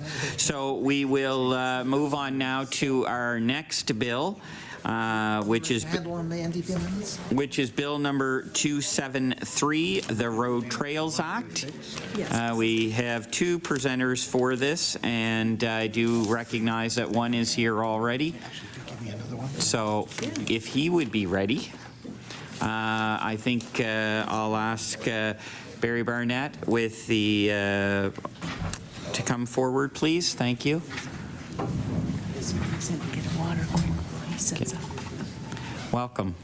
Thank you. Good to see you here. Yeah. So I will ask that you could identify yourself for the record, please, as well as any organizations that you may be here representing, and how you would like to be addressed by members of the committee. Okay. Do you have handouts for the committee? I do, yeah. I believe one of the pages will grab that for you. All right, Thank I'm going you. to give you these as well. Once you're done that, you'll have 10 minutes to present with 5 minutes of follow-up. Perfect. My name is Barry Barnett. I'm the Executive Director for the All-Terrain Vehicle Association of Nova Scotia, and you can call me Barry. Thank you, Barry. Whenever you're ready. I've been in this room before, a long time ago. My name is Barry Barnett. I'm the Executive Director of the All-Terrain Vehicle Association of Nova Scotia. I'm here today to speak in favor of the Road Trails Act. AdVans is a member-driven organization with 42 clubs across Nova Scotia and over 6,600 members. We build and maintain trails, and we promote safe, responsible ATV use. We host events and rides year-round. Our sport was once a seasonal sport. However, in recent years, throughout much of mainland Nova Scotia and parts of Cape Breton Island, our members are riding all year long. This bill, when implemented, will help us overcome one of our biggest challenges, connectivity. We believe we have worked hard to build an interconnected trail system for our members and others to enjoy. But our geography, our road system, and urban development have created extremely challenging obstacles. This act can create opportunities to overcome these obstacles by permitting ATV use on existing built infrastructure. It was 6 years ago today in Bedeck that the Minister of Transportation at the time announced a pilot project to test road travel in Nova Scotia. I have had many people tell me that this would never happen, but we did not let that dissuade us. We provided department staff with every bit of information they requested and then some. We met with elected leaders, department staff, clubs, and businesses. We conducted 2 direct spending reports. We surveyed our members, and we stayed focused. The direct spending report completed last fall indicates that our sport alone contributed a staggering $417,800,000. $417,800,000. and get the zeros in the right spot. To our economy, much of which was spent in rural Nova Scotia and small-town Nova Scotia. The pilot project was a complete success that led to greater connectivity, better riding opportunities, and increased business opportunities in areas lucky enough to have a pilot location. I am unaware of a single negative event in a pilot location. A final point, we believe this bill, when enacted, will require significant public communications. AFANS is prepared to work with government to help Nova Scotia fully understand what this bill does and does not permit. We have been patient, we have been diligent, and we believe the time has come to move this bill back to the House for favorable consideration. Thank you for taking the time to listen to me, and I'll be more than happy to answer any questions. Thank you very much for your comments. I would ask if there are any questions from committee members. I will recognize MLA Smith, please. MLA Smith, thank you. Thank you, Mr. Chair. Thank you, Mr. Barnett, for being here today. We know how passionate you are about this, and thankful for your contributions into helping make this legislation happen. Curious to know, the second to last paragraph here talks about your commitment to being a partner with the government. Does that mean you're going to take the lead on communicating to the clubs the ins and outs of this legislation? We certainly have no issue with... I'll recognize the speaker, please. We have no issue with partnering with government to make sure that at least our members are fully aware of the impact of this piece of legislation. Most are. We have a pretty robust email system, a fairly robust social media presence, and we use both of those things to get our message out. I can tell you that since the bill was enacted, we posted a single message on Facebook, and within 24 hours, over 30,000 people had actually read the message. There are approximately 50,000 ATVs in Nova Scotia, so I would say we were able to reach a good percentage of them. The one thing that concerns me about this is that people might think that with the passage of this bill, they can suddenly go and ride anywhere, and we all know that's not the case. This is for certain specific areas to allow for connectivity from trailhead to trailhead, and from trailhead to services like gas, food, and fuel. And we think this will be good for the businesses and good for Nova Scotia and good for our riders. Thank you. I'll recognize MLA Jessam, please. Thank you, Mr. Chair. Two quick questions, Mr. Barnett. Thanks for your time here today. Firstly, could you speak to the bill's, I guess, potential impact on municipalities like HRM and communities like Hammonds Plains, Lucasville?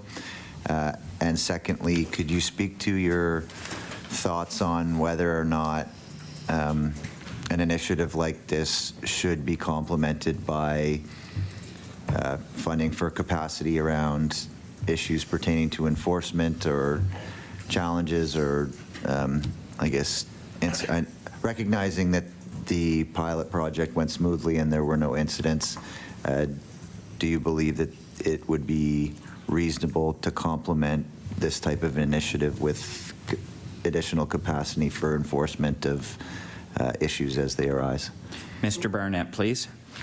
So we've, for some time, expressed concern to government, various governments, about enforcement. The interesting thing with this particular piece of legislation is much of the enforcement will actually be done by local police or RCMP, and we believe there's likely sufficient resources to accommodate that. Our issue is enforcement on the trail off of the public roads. We don't believe this will be a great challenge for government. With respect to working with municipalities, it's interesting you asked that, because that was the very first level of government that we approached with this. We started attending what was then the Union of Nova Scotia Municipalities annual meetings. We held a booth there for a number of years, reached out directly to municipalities. We had favorable consideration from the municipalities at the time. In fact, they passed resolutions supporting this.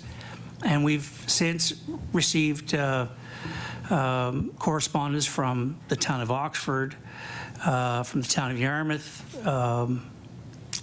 I'm missing some, I know, but a number of municipalities who expressed interest in having the opportunity to have ATVs travel on their streets. We have a number of the South Shore municipalities that are currently considering it on how they can take advantage of this opportunity. So municipalities will have the opportunity to create bylaws as outlined in the bill. Those are for municipal streets, and the province will create the project areas on the provincial streets. And we're pretty confident that we'll be able to move forward with a number of additional locations as a result of that. And we've already submitted to the province 38 additional locations in addition to the ones that the municipalities I know have written as well. So. All right, that concludes your time. Thank you so very much for coming in today.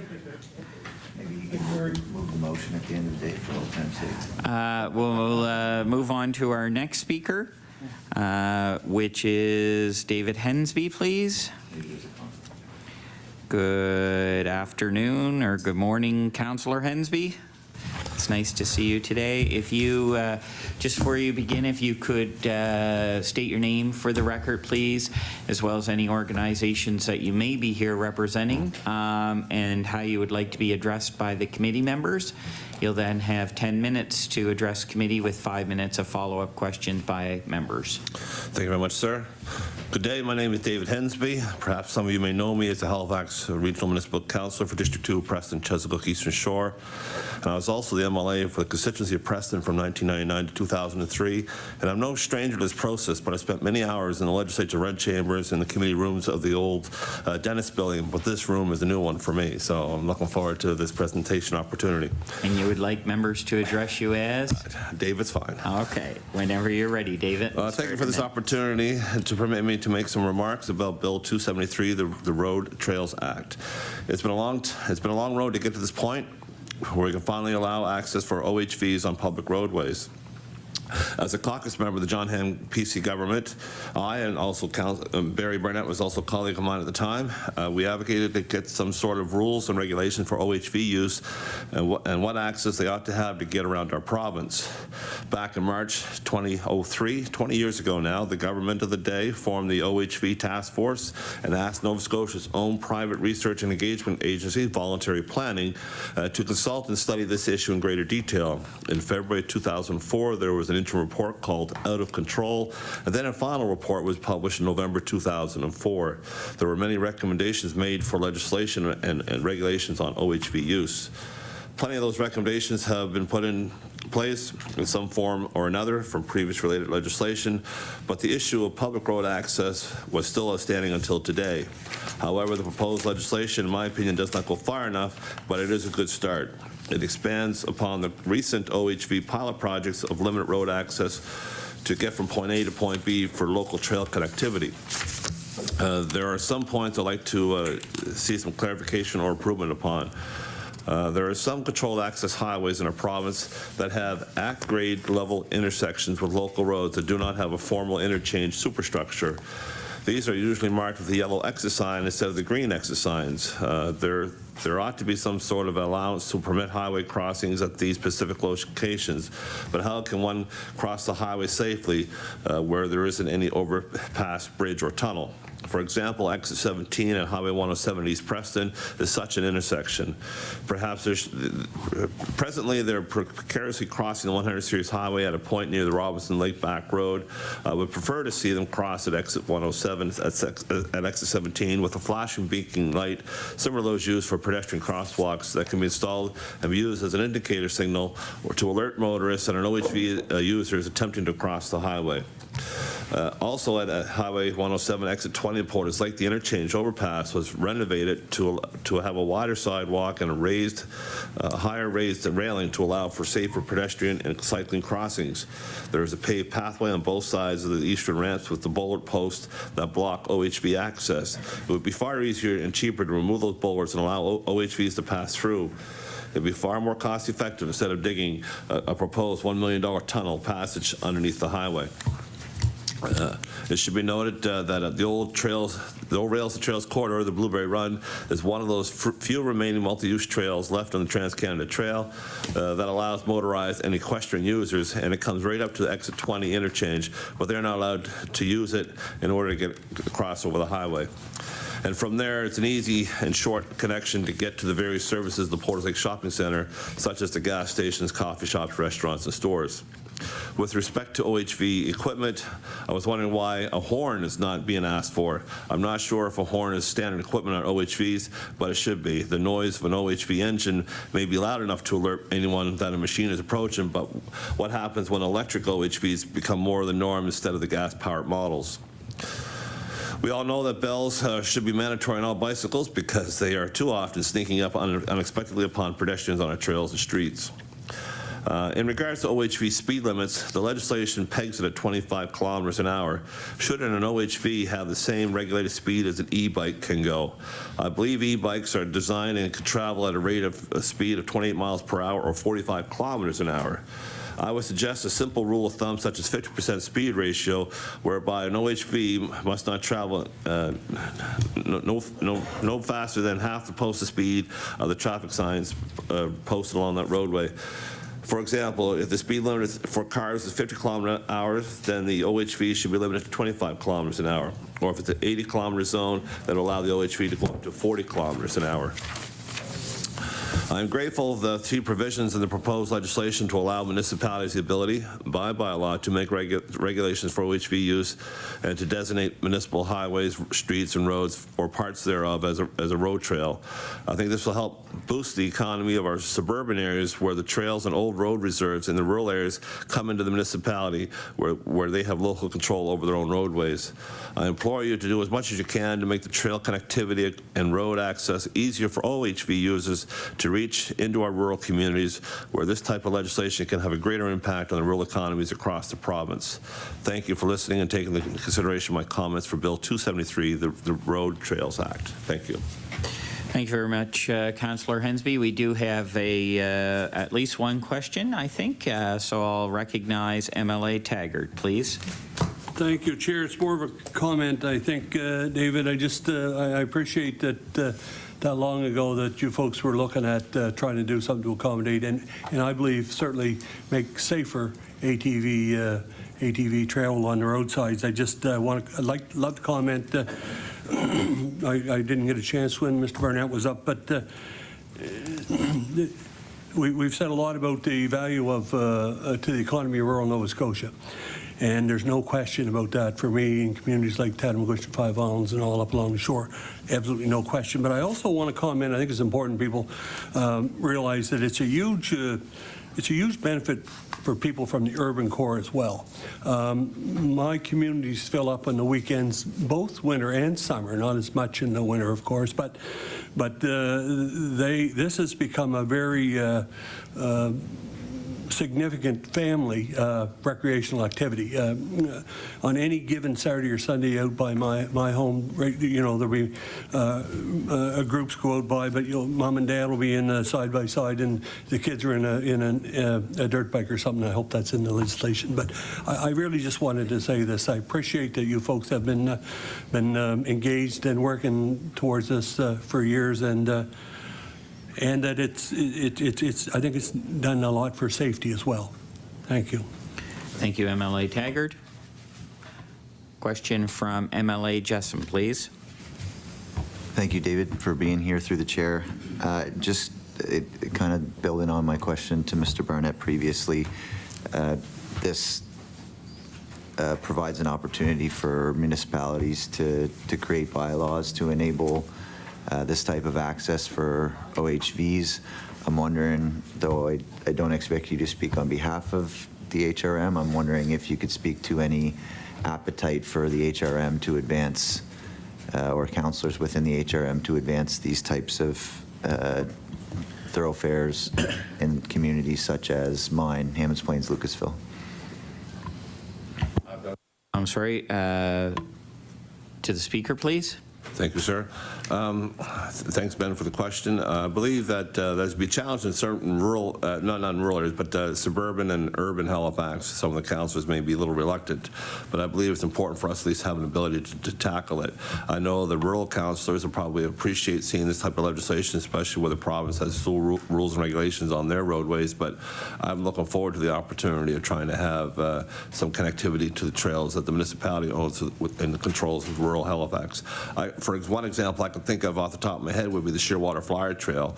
How can folks who enjoy the Shearwater Flyer Trail in Eastern Passage, Cole Harbour, can get out to a trail on the Eastern Shore? Right now they can't because the Salt Marsh Trail is a non-motorized use. But if you could allow the Bissett Road and the Cole Harbour Road become a road trail, they can at least get to a corridor of the old Miller Road, and from the old Miller Road get out to the Eastern Shore.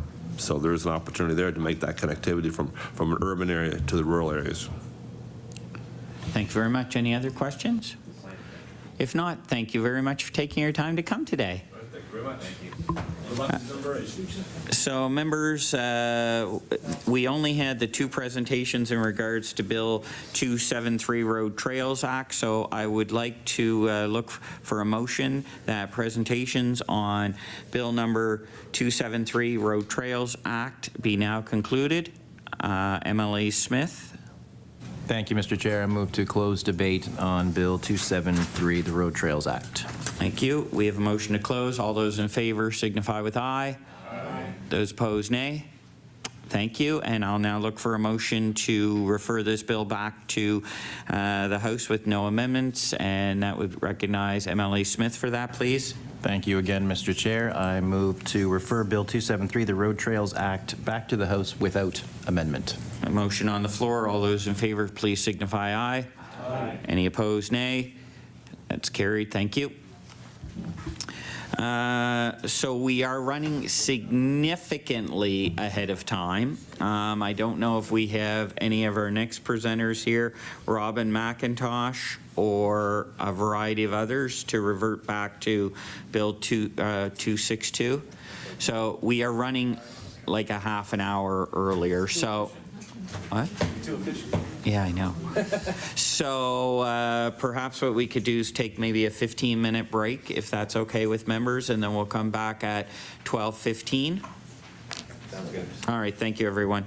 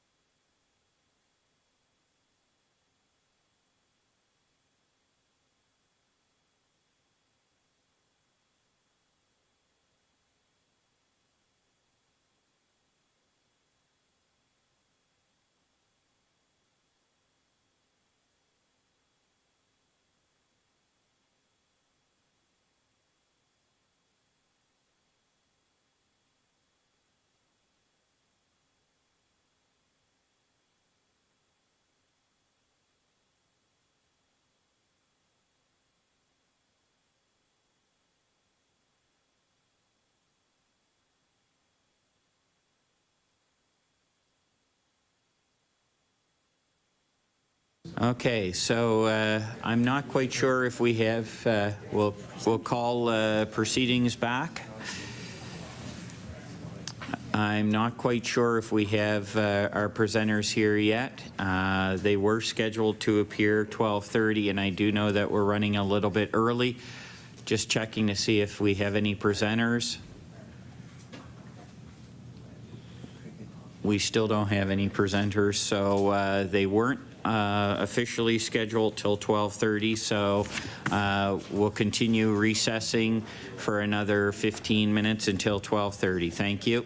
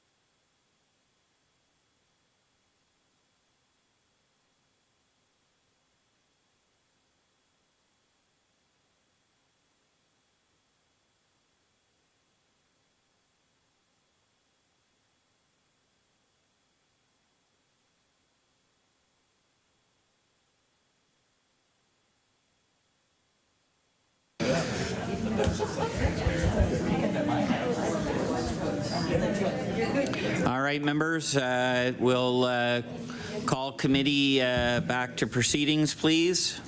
Thank you. We did have a bit of a break there, and I do know that some committee members have switched in and out. Just before we start with our next presentation, I'd ask if we could run around the table, just identify who's in the room again, and we'll start with MLA Boudreau at the end, please. Sure. Hello, everyone. Trevor Boudreau, the MLA for Richmond. Hi, good afternoon. Melissa Sheehy-Richard. I'm the MLA for Hants West. Hi there and welcome. I'm Tom Taggart, MLA for Colchester North. Good afternoon. Larry Harrison, MLA for Colchester Musquodoboit Valley. I'm Ben Jassam. I represent Hammonds Plains Lucasville. Braden Clark, MLA for Bedford South. Gary Brill, I represent Halifax Chebucto. Lisa LaChance, Halifax, Citadel, Sable Island. Thank you very much, members. I appreciate that. So we're going to revert back to Bill number 262, the Interim Residential Rental Increase Cap Act amended.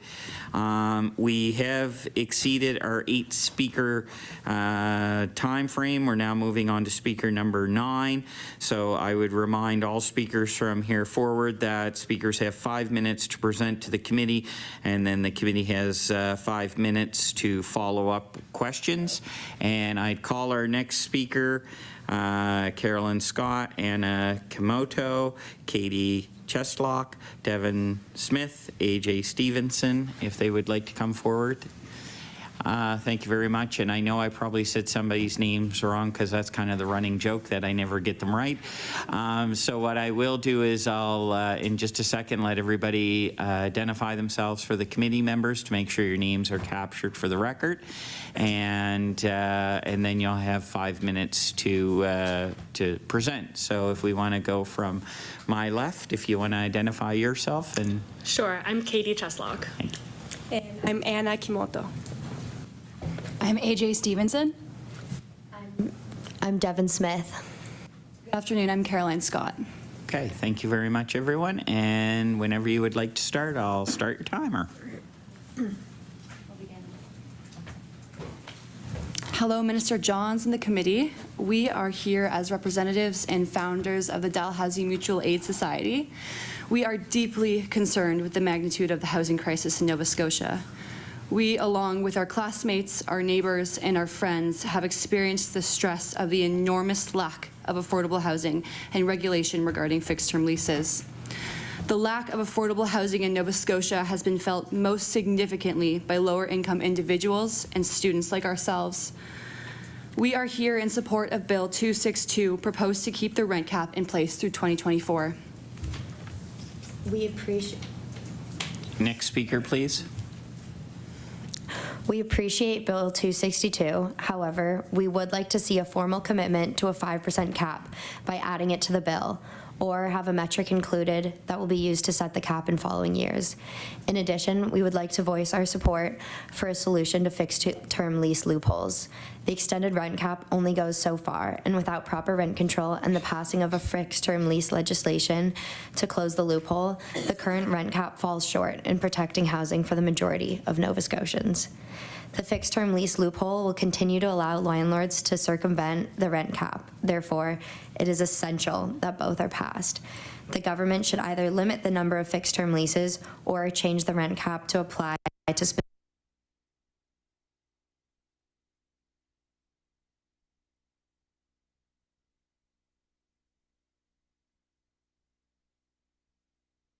I ended up finding an apartment that, like many university students like myself, was a fixed lease.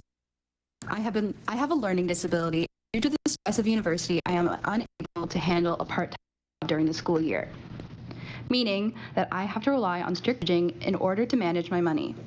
Earlier this year, my landlord stated that she was going to raise the rent by 5% if we wanted to resign. As I am unable to work, the stress of this increase has taken a significant toll on my mental health, and I know that many others across the province have experienced the same. Next speaker. Last summer, Last summer, I was one of the many Nova Scotians who was at the edge of becoming houseless. I spent hours and hours every day looking for housing, and it was not until 2 weeks before the moving date that I finally found a place to live. This story is not unique to me. Many students that I know had nowhere to go simply because there was no house available in a city of 1% vacancy rate. On top of that, the fixed-term lease loophole easily allows landlords to threaten the tenants that they will not renew the lease unless the tenants go above the rent cap. As a result, many of us are forced into a situation where our only options are to accept the illegal rent increase or to look for housing in a city with almost no vacancy rate. According to our survey conducted on Dalhousie students in the greater community, 63% of the respondents shared their concern that they had to face the fixed-term lease loophole that caused them a lot of anxiety and stress, as many were unable to find affordable housing in time and accept the illegal rent increase as their hands were tied. Therefore, Bill 262 is not effective without passing the fixed-term lease legislation. And next speaker, please.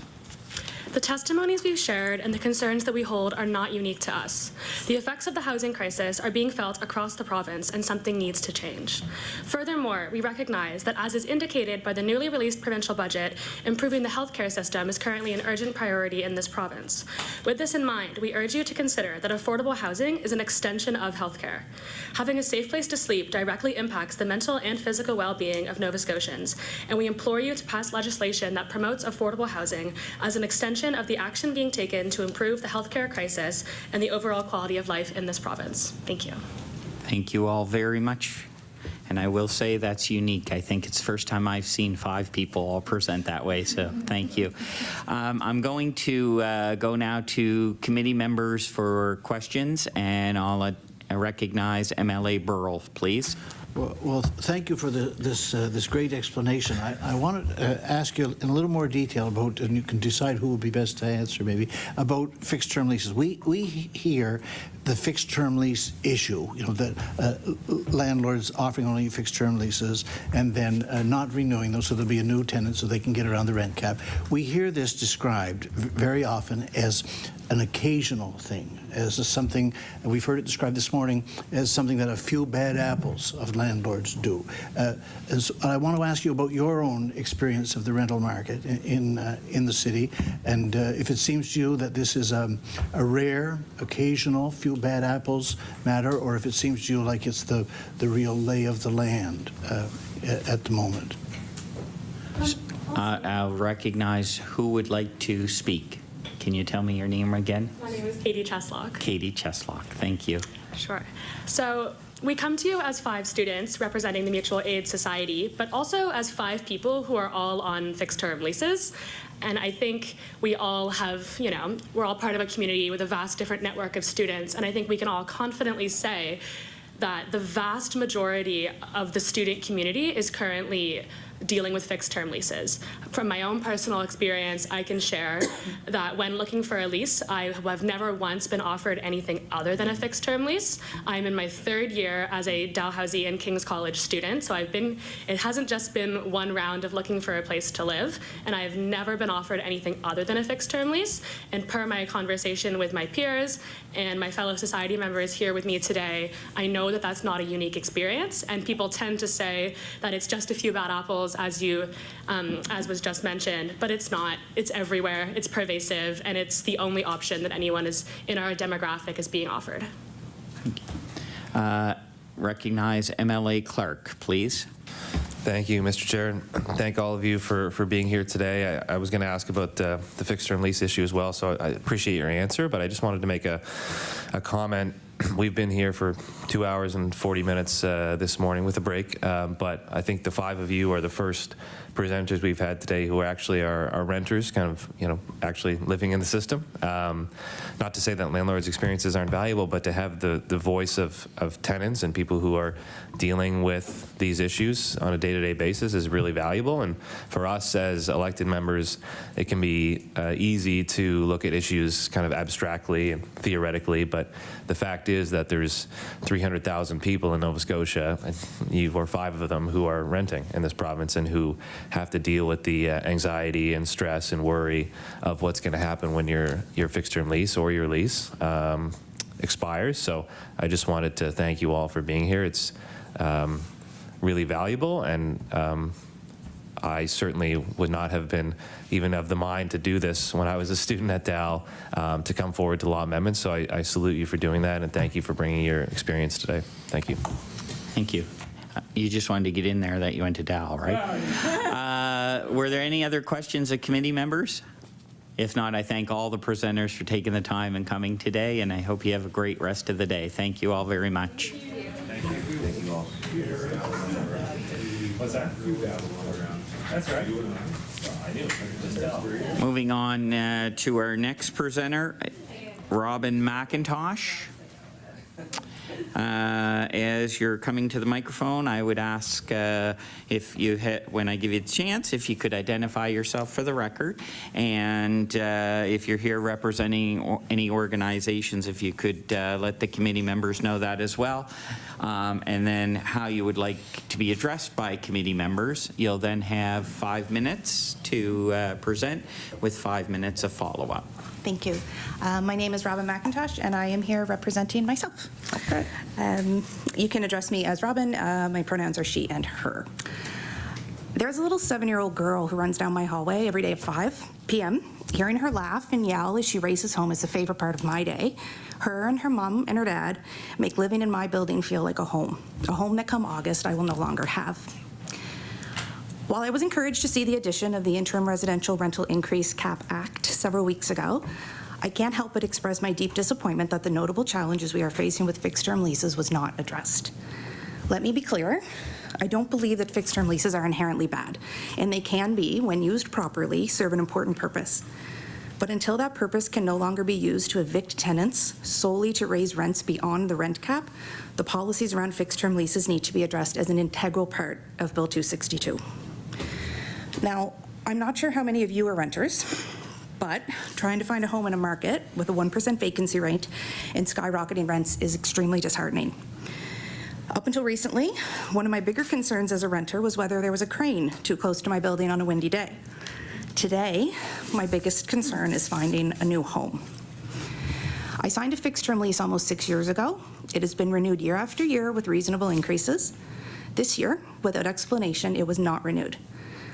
My small 600 square foot 1-bedroom apartment is moving from $12.48 a month to $21.95 come September.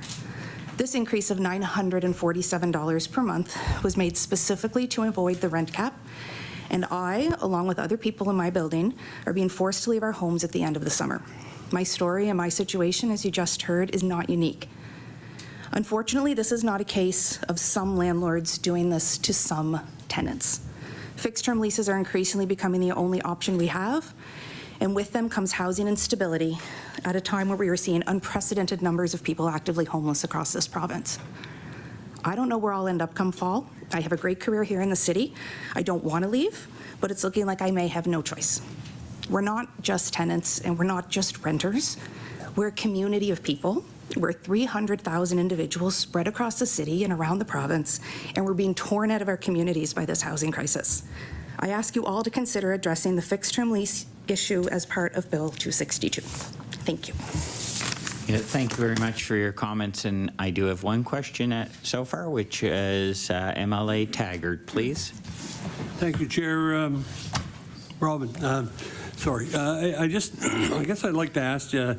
And man, when you talk about going from 1,200 to 2,000 or 2,100, it's pretty scary stuff. So so what would be your solution? Because legitimately, we've heard here this morning, and I've heard at home about landlords that are, because of conditions, things outside their control, are going to end up selling their homes or their rental units.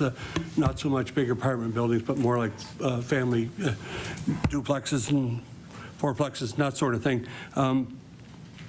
What do you think the solution, where should the government be on this? That's because it is really a balancing act, right? Because if they sell those duplexes, fourplexes, whatever, then they're going to put, they're taking 2 or 4 units off the market. So we have to find a balance. So what would you recommend?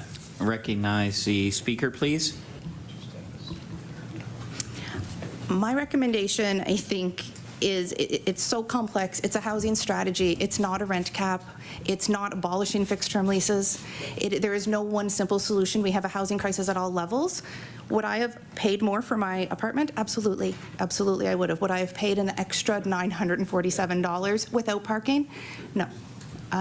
So I think it's multifaceted, and I think there are solutions. I think we've seen other provinces put in solutions that can protect both landlords and tenants. Recognize MLA Lachance, please. Thanks for coming today. So one of the things that we often hear in the dialogue too is, well, there's the Residential Tenancies Board, or there's the Act, and that's where fairness is guaranteed, and fairness is guaranteed in that process.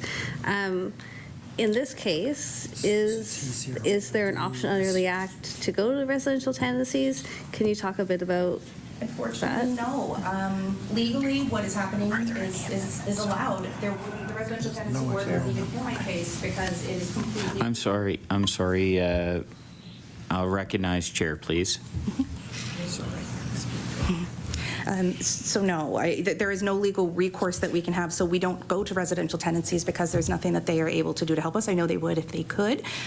So there wouldn't even be, I don't think, a file of absolute numbers of students and people across the city who have fixed-term leases because there's no way to track us aside from the voices that you hear out in the community. Thank you. Any other questions? Yeah. Thank you so much for coming in today and making your presentation. Thank you.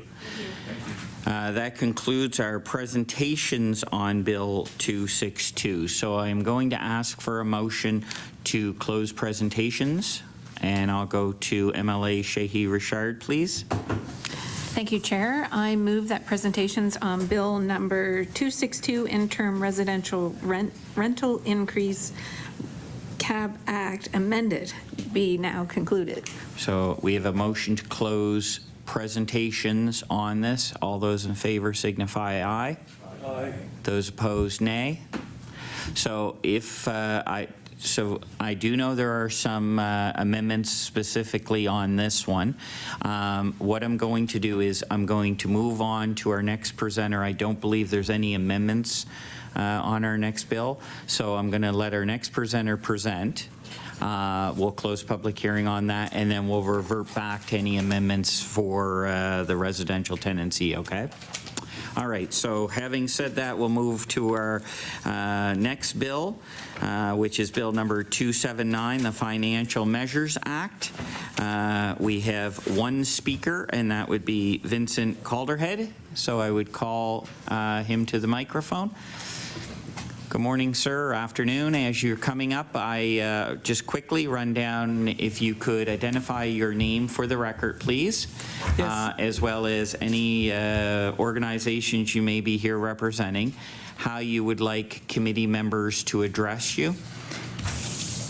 My name is Vincent Calderhead. I'm here on my own hook, and you can call me Vince, Vincent, or Mr. Calderhead. All right, so just before you begin, Mr. Calderhead, you have 10 minutes to present to the committee, and then the committee will have 5 minutes to follow up with any questions that they'd like to ask, okay? And I'll let you know when you have a minute left. I'll give you a 1-minute warning. Thanks very much. Okay, whenever you're ready. As I say, my name is Vince Calderhead. I'm a human rights lawyer. And I live and work here in Halifax, and I've been in my legal work. I've been working and specialized in the area of income support and housing for decades, and that's many decades, and my work often focuses on income support and housing as they relate to human rights. Every year for the past at least decade, I've prepared what I call a budget briefing note, which I think has been distributed to committee members, and it presents kind of an overview of what the budget has done for people in receipt of income assistance. And so on the first page, I set out the various components of a typical income assistance budget for people in receipt of income assistance: the standard household rate, the poverty reduction credit, the affordable living tax credit, and for those who are eligible, the Nova Scotia child benefit. And what I do is do the calculations that bring those into account as they have been impacted by the budget.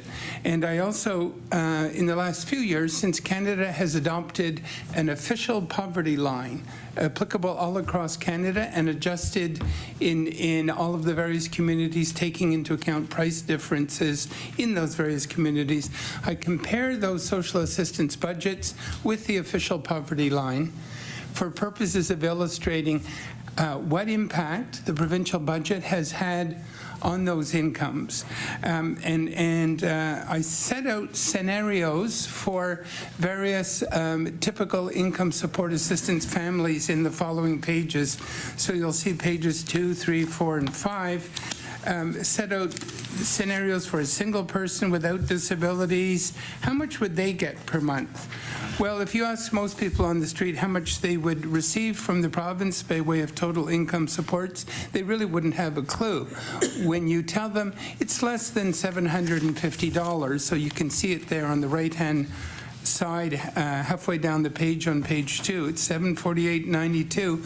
Most people would be completely shocked at the idea that they not only have to typically rent housing in the middle of a housing crisis and an affordability crisis, not to mention then going on to pay their other expenses, importantly food. As you work down the column, you'll see the total expressed on an annual basis, taking into account all applicable federal credits. So you have GST there. It works out to $776 a month, or $93.12 per year. So that's $9,300 per year, all in total income. And then on the final section of each of those scenarios, you'll see what I call the poverty line reality check. Calculating for this current year, and you'll see in my footnotes how I've done those calculations. The poverty line for a single person in Halifax per year is $27,631. So the question then is, what's the gap between their total income and the poverty line? And it's expressed there in red, $18,000.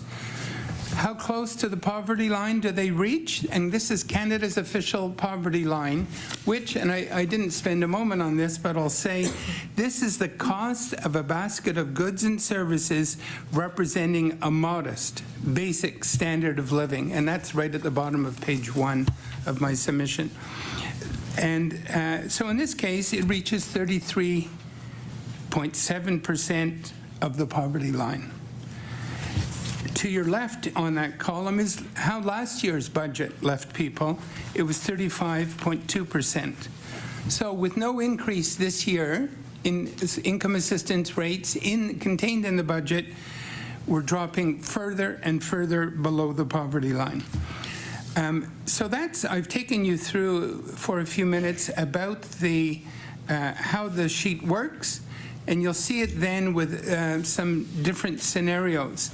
A single adult who's boarding, and I note there that over 20% of all income assistance recipients are single people who are classified as boarders. They get less because they're treated as boarders. They live in someone else's premises. Their total monthly income is less than $700 a month, $698 per month. The poverty gap in that situation is $19,255 per year. In other words, it would take an additional $19,000 to reach the poverty line, Canada's official poverty line. So they're currently at 30% of the poverty line.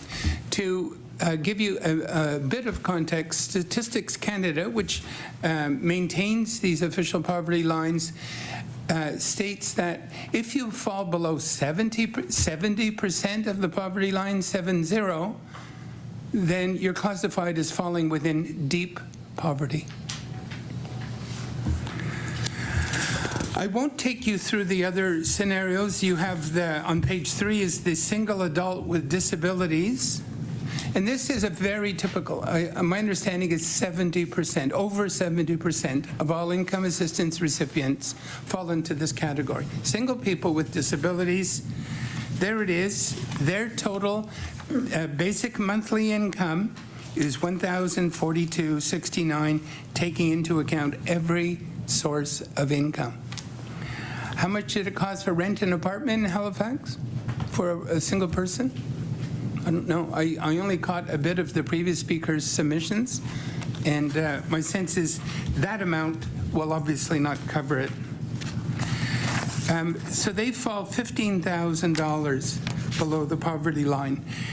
And I should note, in the context of people with disabilities, Statistics Canada is very clear in saying we actually don't take any account whatsoever of disability-related costs. And it can be understood that the reason for this is they vary by person. So they make it very clear that the official poverty line of $27,631 for one person is the same whether they have disabilities or not. So take into account the situation of someone with disabilities that would push their cost, their poverty line costs far higher, and correspondingly fall below the poverty line.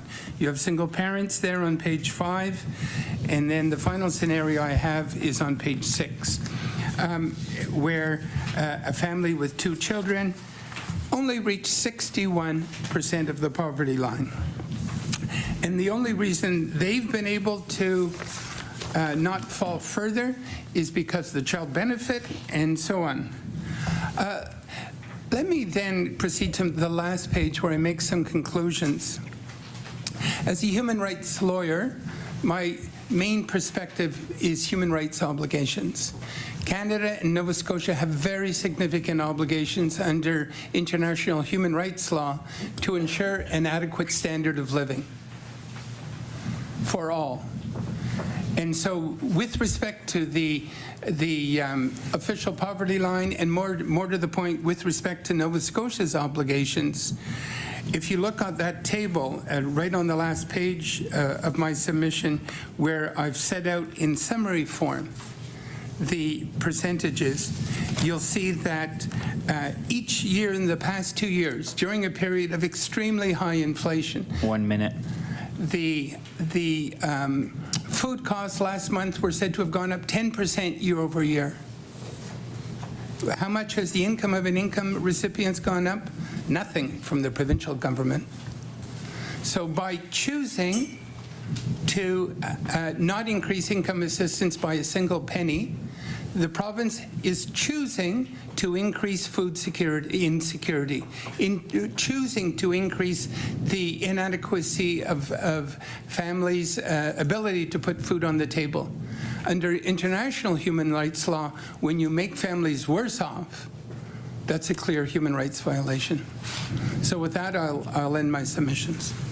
Thank you very much for your comments. I'll go to members of the committee for questions. I'll start with MLA Jessam. Thank you for your presentation here this morning through the chair. Sir, this is a great breakdown, simplifying the scenario that we're faced with this budget, and I appreciate the work that you've done to make that fairly simple for the committee. The government will regularly boast about supplementary funding coming from a variety of different spaces. The money for heat pumps, the seniors care grant, they referenced the child tax benefit, when we know that half of the income assistance recipients are single people with no dependents. They will regularly throw shade at the national government, saying oppose the carbon tax, but what we haven't seen is them take accountability for helping the people that are on income assistance. This information in front of us is a demonstration of just that there has been no increase. When we hear these hear about these programs coming in all different directions, how do you respond to that? Are these, perhaps these are beneficial, but when they don't increase the basic income that people can rely on, how is that meaningful for anybody? Go to speaker, please. Sorry. Thank you. From the work I do, when I hear talk about all the benefits, particularly this year, targeted benefits and so on and so forth, I take what I feel is a completely non-political approach. Mine adopts a human rights approach, and is to scrape away the noise and to see how it is the budget helps people in low-income situation, and I don't care which party is in power.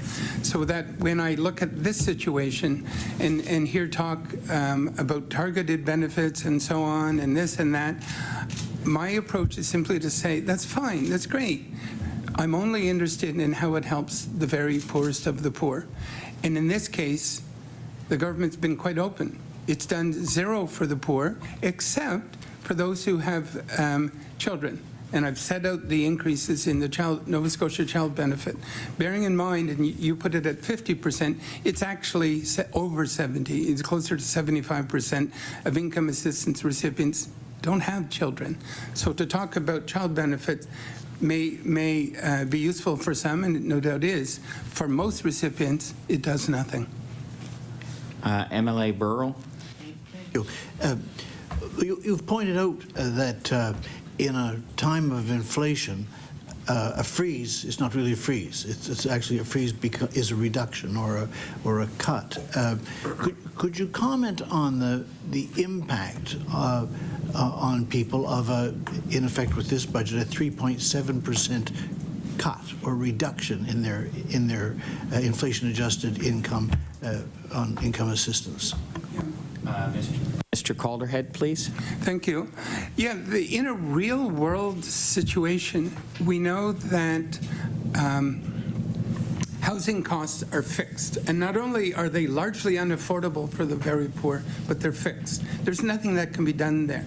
And that includes heating costs. So when you get an income assistance check and carve out the shelter component of it, you're then left with food. And the reality is the main impact is that you don't have enough food to feed yourself. You don't have enough food to feed your children. And that's called food insecurity. And by doing nothing in the context of 10% food inflation, you've chosen, and it is a political decision, to increase their food insecurity. And it works terrible hardship. I'll never forget the story of the woman who came out from having been out doing errands, came home, looked in the fridge, and turned to her children and said, "Who's been drinking the milk?"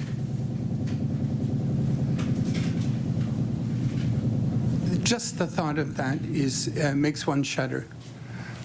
Thank you. That concludes your time. Thank you so very much for your presentation and taking questions from the committee. Appreciate that. So I'm looking now for a motion to close public hearing on Bill 279, the Financials Measures Act. I'll go to MLA Sheehy-Richard, please. I move that presentations on Bill number 279, Financial Measures Act 2023, now be concluded. Motion on the floor to have the presentations concluded. All those in favor signify aye. Aye. Those against, nay. Now looking for a motion to have Bill number 279 referred back to the House with no amendments. MLA Sheehy-Richard. I move that Bill number 279, Financial Measures Act 2023, be reported back to the House without amendment. Motion on the floor. All those in favor signify with aye. Those opposed, nay. Nay. Thank you very much. So, members, we are now going to revert back to Bill number 262, interim residential rental increase cap. This is for amendments and discussion, and I would recognize MLA Burrell, please.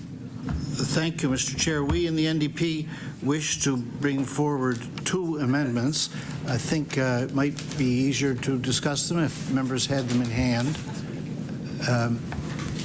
They're on one sheet.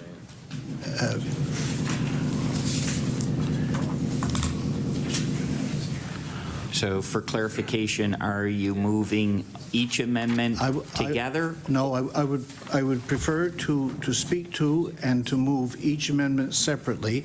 And the division on the page in front of you is you'll see page 1, clause 1 once, and then you'll see below that page 1 subclause, then A, and then B. Directly below that B, if you draw a line across the page, below that line is our second amendment. So I would like to speak to the first amendment, and then perhaps we could deal with that. And then the second one is kind of consequent on the first one, so then I'd speak to that separately. Okay, I'm fine with that. Thank you. So if you would like to speak on that one, MLA Burrell? Yes, thank you, Mr. Chair. So the purpose of the first amendment, Mr. Chair, is it custom for me to read the amendment into the record, or can we just do with as we have it here in front of us?